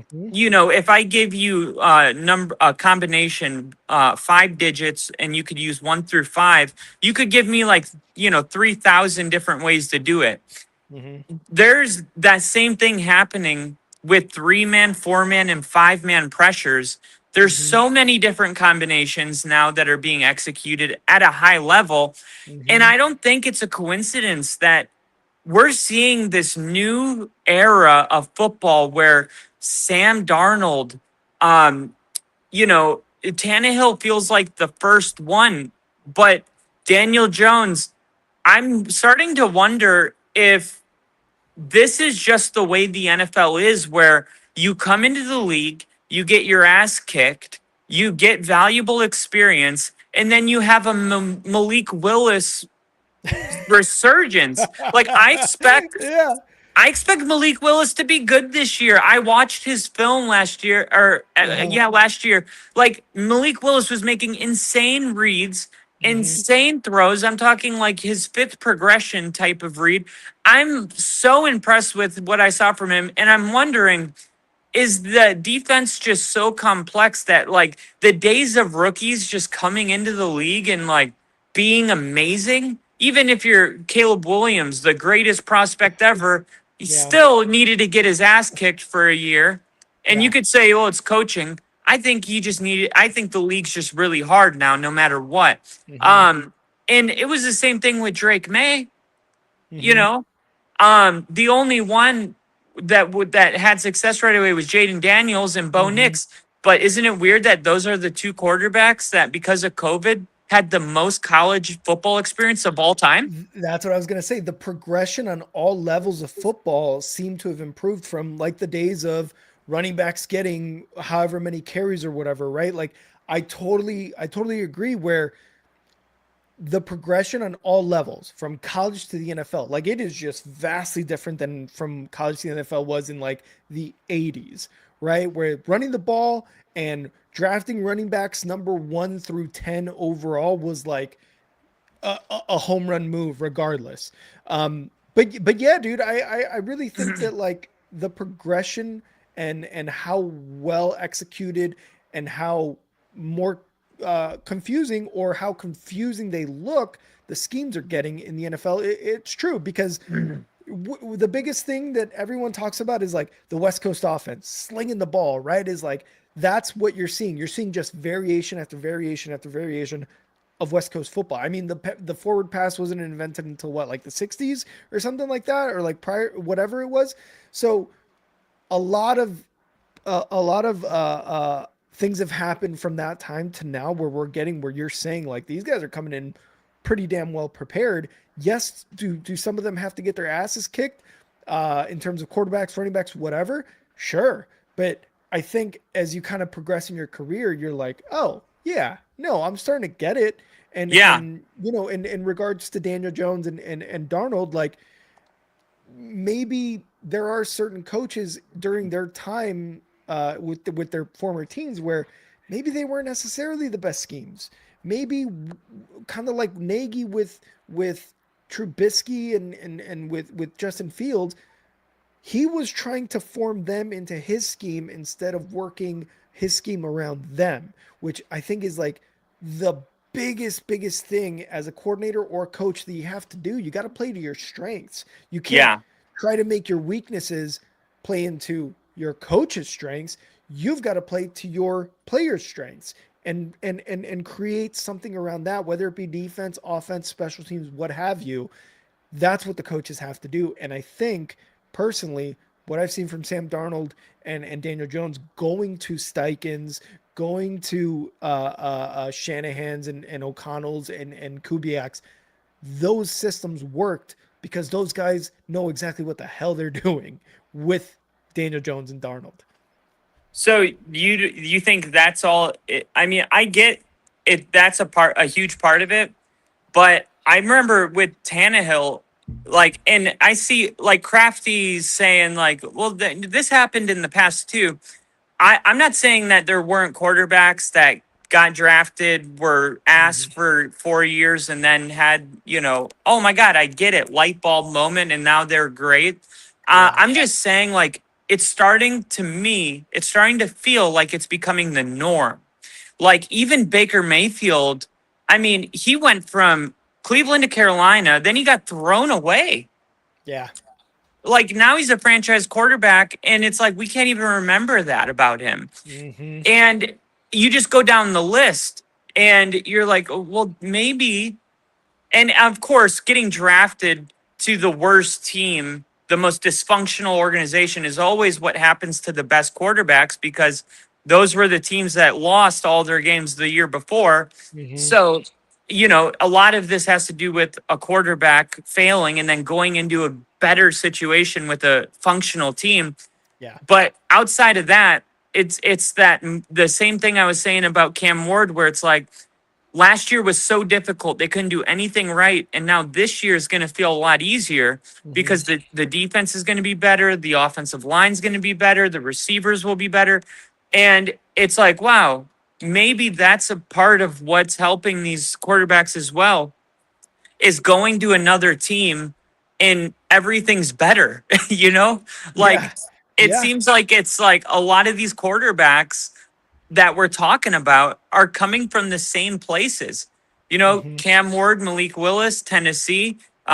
You got Baker Mayfield in Cleveland, Sam Darnold, and who is the other Jet quarterback with the Jets? Like, we're talking about really the same 5 organizations that keep drafting quarterbacks, can't develop them, send them away, and then Carolina's the other one, where Sam Darnold played for the Jets and Carolina. They both couldn't figure him out. So I don't know if it's like just me, but I feel like there's something happening in the league right now where that whole, like, the Tannehill Award, what I love that you call it that, but it seems like when we did that podcast where you said that, it seemed like a rarity. Like, that is something that may not be able to even be given every year. And now I feel like every year there'll be somebody to give it to. Yeah, and you, again, this is kind of why I think the coordinators and the coaches and the coaching staff really have a lot to do with the Sam Darnold and Daniel Jones success, as well as like your Tannehill, right? Geno. Your Geno's kind of with Seattle. with Seattle that one year. But again, the credit also has to go to the player too. Like you said, like Joe Burrow to me, and this is one of the reasons why I think Joe Burrow is also going to be a top 5 quarterback regardless of injury history, unlike other players, namely who we're discussing in Daniel Jones, is because Joe Burrow has that it factor too, where he knows I have Jamar Chase. I've got T. Higgins over here. I'm Joe Burrow. If I even get it in their fucking vicinity of Jamar Chase's reach, it's probably going to get caught by him.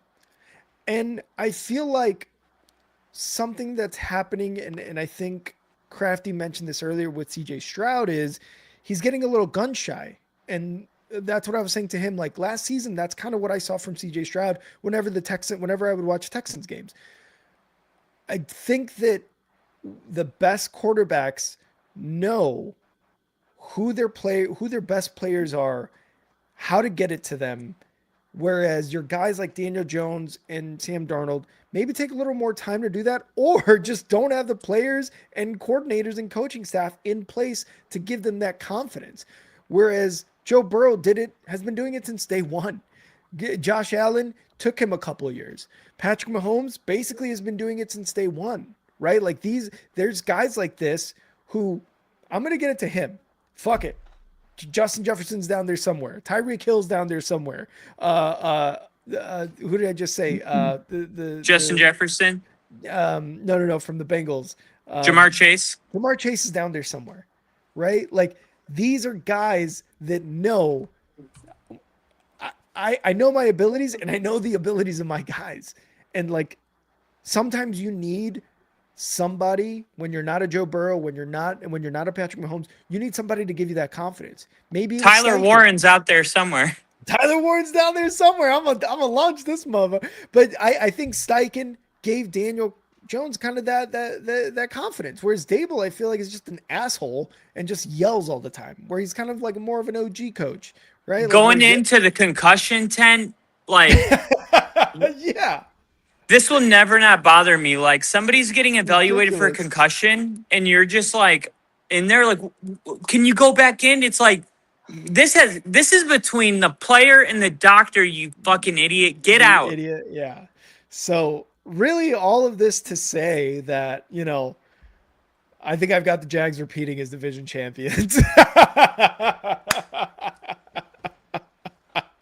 All of this Daniel Jones, Sam Darnold conversation to say Jags are winning the division this year in the AFC South. It's fair. And I do think that the Daniel Jones conversation needed to happen at some point. Oh yeah, and 100%. What better, it's most relevant in this episode. So this is tough. I know. I just think Liam Cohen and Trevor Lawrence, that marriage, head coach, quarterback, is just too good. It's too good. The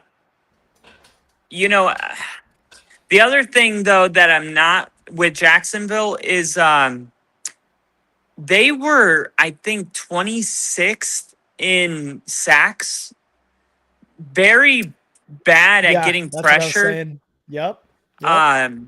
Trayvon Walker last season was the first season he didn't have double-digit sacks the last 3 years. So, and I mean, I'm gonna go. It's to me. I'm gonna go with the Texans as the division winner. I mean, you got the best defense. I mean, this defense. They're not only great; they're violent. They're the type of defense that doesn't really exist in this NFL anymore. They're so good that all the offense needs to do is be mediocre. And I happen to think they're going to be better than that.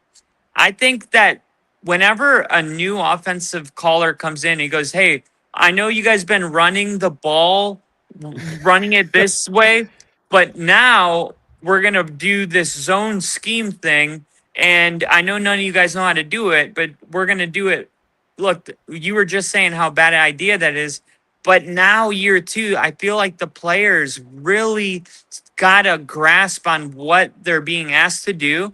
Mm-hmm. And but last year, later in the season, it's like the players understood what they were asked to do, but they couldn't execute. I Yeah, mean, and the offensive line was trash still. That's a big factor. so I like the O line. I like the fact that Woody Marks has all this experience, and now they're just going to ask him to be a sub. You know, I Yeah. like I like David Montgomery has an opportunity.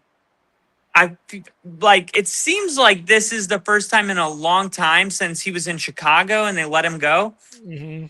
that Montgomery's going to really get a chance to be like, I know I was overshadowed by Gibbs every Mm-hmm. Sunday, Mm-hmm. but I'm a top 5 running back in my own right. And if you're telling me that that defense is going to be paired with a even top 10 running game, Mm-hmm. which I do believe they're going to have a top 10 running game, and then adding on that CJ Stroud, and all of a sudden now you're not asking so much. Tank Dell and Nico Collins and Schultz can be on the field at the same time. I'm always going to make my predictions predicting fully healthy rosters. Now, Mm-hmm. if these guys get hurt, obviously my predictions change. But in this prediction, these guys are all healthy. The Texans are a team that people are like, how did we not realize they were this good in the offseason? And I think you could blink and they're 10-0 type of good. I I know where you're coming from. The offensive line has improved. David Montgomery is a much more capable RB1. And again, if you're looking at this roster fully healthy, Nico Collins and Tank Dell are a good number 1 and 2 receiver. Yeah. They're just a really good duo. The biggest factor is even with the fully healthy CJ Stroud, are we going to get rookie year CJ Stroud or are we getting progressively worse CJ Stroud who, But like given the I last said, it 2 was years, so it's bad. unfair to judge him last year. Top 5 most injured receivers, top 5 most injured tight end group, no running back. Nick Chubb and Woody Marks, because their whole plan was Mixon. He didn't play a snap. So I don't know how we can fairly even. I think we should take last year and do what we did for Trevor Lawrence when Urban Meyer was getting stinky finger at the bar. And we were like, did anybody go, well, is Trevor Lawrence, playoff Trevor Lawrence? I think we did give him that benefit of We the gave doubt it, though. and it was unanimous. Like, It we was, all yeah. did it. Jags The fans, not Jags fans, we all said that Mhm. we can't even judge that year. I feel that way about the Texans last year because of the you have to do a little deep dive, because if you don't, it's easy to get caught up in emotion like I did. And I was like, took me a whole afternoon to ask myself, why was CJ Stroud bad? And Yeah, then there were answers everywhere.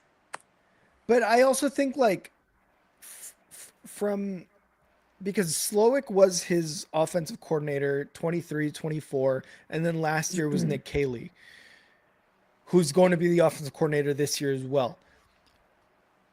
For me, it's how progressively bad CJ Stroud has gotten from his rookie year. And I'm not saying it's just fallen off, but again, going back to Crafty's comments and to what I saw with my own eyes whenever I'd watched the Houston Texans last year, the gun shyness was there. The inaccuracy was there.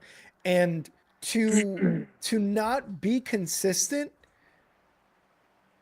for 3 seasons, from his rookie season into his second and third year, I don't know, man. I think that's a pretty big red flag for me. Now, again, I take into consideration the offensive line and the injuries.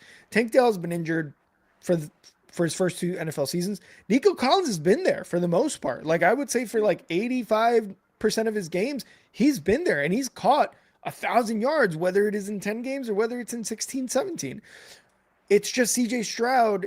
It looks like a little bit shaky. And I think that's why people, referring to your earlier comment, why more people are like, yeah, I think I'm taking Bryce Young over CJ Stroud right now, if you ask me, because But because I think Bryce Young is having that kind of like step by step with Yeah. this He's guy. I ascending. forget his coach. Yeah, he's ascending. Whereas CJ Stroud is looking worse and worse I, year by year.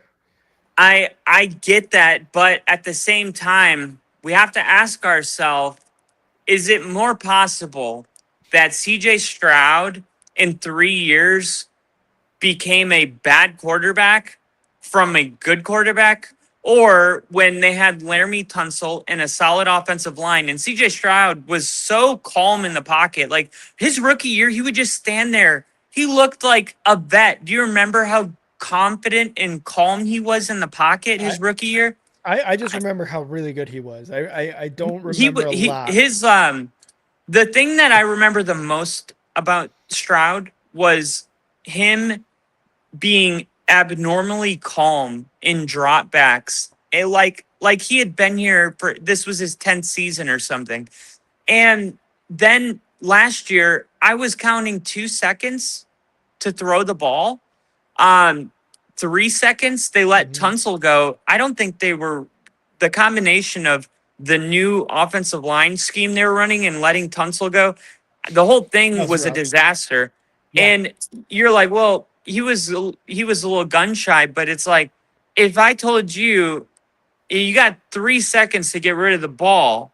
Oh, and by the way, your receivers and tight ends are not going to get any separation. And if you don't get rid of the ball, you're going to take a sack, and then you're going to be the idiot for holding onto the ball. It's just a bad situation. So I'm like, did he lose his confidence, or did the offensive line get terrible? I mean, to me, it's so like, I think we have to lean and trust what we saw his rookie year. And if the offensive line's better and these guys aren't healthy and he's still playing like that, I will jump ship and be like, hey, shit happens. Like sometimes Mhm. you have a really good rookie year and then you never really touch glory again.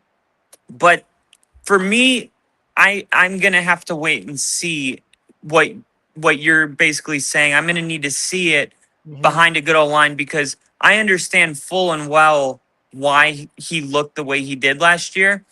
I just am not ready to say there was no reason. Like I'm not willing to say that in better circumstances he would still default to that play style. No, and I agree, which is one of the reasons why when we were talking about Daniel Jones and Darnold, I was like, I think the coordinators, I think the coaches, I think the scheme was to their advantage. Whereas with Stroud, yeah, I totally agree. There's no offensive line. Nico Collins and Tank Dell having their issues, although again, Nico Collins has been there, but not necessarily an amazing run game. Not necessarily a bunch of playmakers across the board, right? But again, with Daniel Jones and Darnold, don't take anything away from the player. In this case, it's the same thing that applies to CJ Stroud. You can't take anything away from him, but you're going to hold him responsible for his play as well. You mean Uh, like in New York Giants and stuff? no, I'm talking about more so Daniel Jones and Darnold now when they were Because with they the good coordinators and good schemes. well, I mean, isn't that kind of my whole example? Because like the Colts have one of the best offensive lines in the league. They got Mm-hmm. the best running back in the league. They got arguably that, and then on Seahawks they have JSM. Mm-hmm. They have a solid O line and one of the best defenses in the NFL. And it's like I don't think CJ Stroud has what those guys had last year. Totally agree. What I'm saying is when a quarterback's bad, Oh, you're saying when it's good they get credit, so when it's bad they have to take credit too. exactly, it's responsibility across the board regardless of result. Yeah, I yeah. guess is what I'm saying. To sum it I, up, in one line. Yeah. I do think he has to take responsibility. I'm with you on that. I Mm-hmm. just, as far as predicting a new season, I don't think him taking responsibility for a bad season last year is you know is basically meaning his ceiling is like not as high now. Totally. And look, what I'm doing right now is exactly what coaches, media were doing to Tannehill, to Sam Darnold, to Daniel Jones to Baker Mayfield that 1 year in Carolina or after that 1 year in Carolina. Totally understand that. I just think like progressively so far year per year, it's been bad for CJ Stroud. And I don't necessarily think that it's going to get like increasingly better because he is under the same play caller as last year. And even his first 2 years in the league, it was Bobby Slowick. It was the same guy. So there's consistency there so far in his first 4 years, or at least going into his fourth year, there's going to be consistency in terms of OC. But I totally get where you're coming from. He's got an improved offensive line. He's got a couple more. He's got better playmakers, I guess, is what you would say with David Montgomery, right? In terms of the running game. If CJ Stroud goes out there and looks his rookie year and even better, then yeah, I will eat that. I will raise my hand and be like, I was wrong about the Texans, because if he can go back to even just like you said, average level quarterback play, if he could be a top 16 quarterback, dude, the Texans are winning the division because that defense is just nasty. But I got to go with Trevor Lawrence because he's at least, through all of his faults, through all of Trevor Lawrence's faults, he looked really good under Liam Cohen. He's been the more consistent quarterback. Yes, he's had some up and down from season to season, but it's not like it's been Daniel Jones type of up and down where it's like, oh yeah, his highs were super high, but his lows were super low. I just kind of like that head coach quarterback combo. Second, I am going to go Texans. Third, I'm going Colts, and then fourth, Titans. But what I will say is Colts and Texans, that's going to be a close 2 and 3. And really, if I'm being totally honest, it could be a toss up between the two. I'm giving the edge to the Texans because their defense is it's just a force, man. It is just a force. And while you said I'm taking the better defense over a better offense earlier, like you were saying with the Texans, I've got to go with the offense here in Liam Cohen and believing that him and Trevor Lawrence are going to just take another step, not necessarily regress either. But yeah, the Texans, average quarterback play from CJ Stroud, average offensive play from this team, and they'll win the division for sure. At number 2, I have the Titans. Yeah, shut up. Get out. I want you to go and clock out right now and leave. I'm going with the Titans at number 2.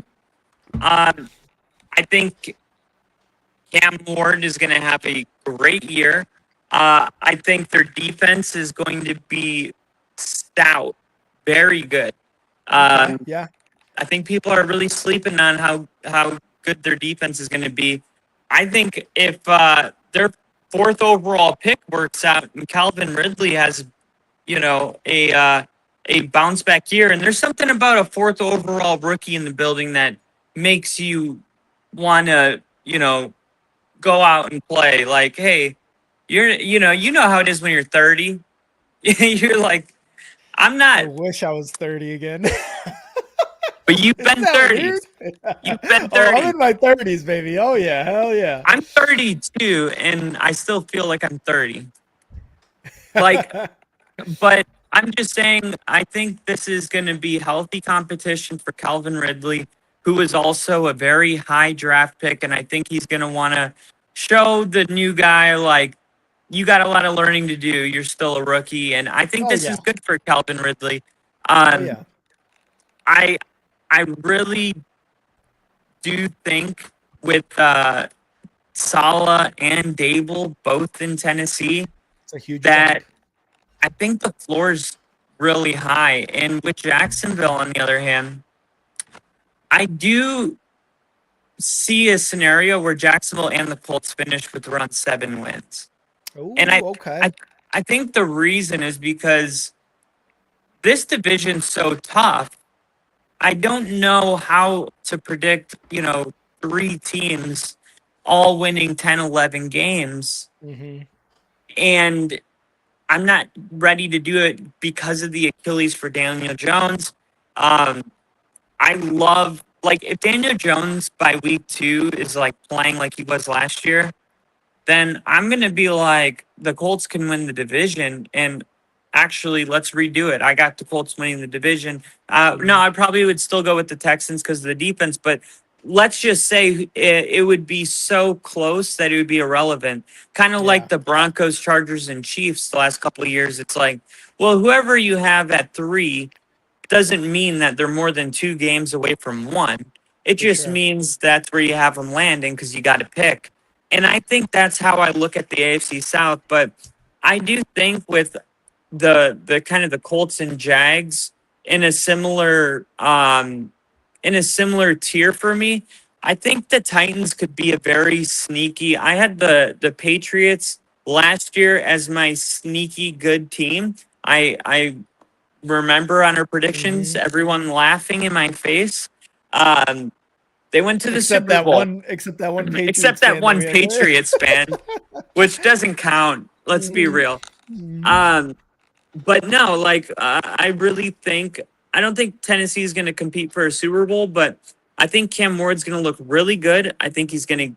The Pro Bowl is not happening anymore, but if it was happening, I think he will be a Pro Bowler this year. Oh, I think he's going to emerge as like one of like these guys in the league, and it's either going to be that or it's going to be terrible. Like, like I fourth don't place in the division bad. Yeah, I get you. I don't see like a middle, like it either is like working really well or it's like too many cooks in the kitchen. And I don't know what it's going to be. You got a lot of head coaches in that building now. Yep. And I feel the same way about the Chargers. Like on paper, Mike McDaniels and Jim Harbaugh, it's a great thing, but it's also like a lot of personality in the building. So let's just say just to spice it up, all right? I'm gonna go with the Texans winning the division with 12 to 13 wins. Okay. Then I'm gonna go with the Tennessee Titans. I'm also considering Jacksonville's difficult schedule because they came in first place last year. Totally. And then I'm going to go with Tennessee. Easy schedule, easier considering they were last. And I'm going to put them in second I'm going to call it 10-7. Okay. Yeah. And then I'm going to go a 3-way tie. A 2-way tie for third place at 9-8 for the Colts in Jacksonville. Okay. So everybody with a winning record in this division. Okay. Yeah. I like it.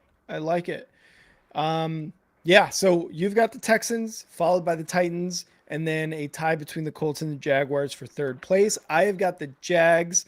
I've got the Jags in first place, the Texans second, Colts third, but it's going to be really close between the Colts and the Texans, and then the Tennessee Titans fourth. Guys, that was our AFC South prediction.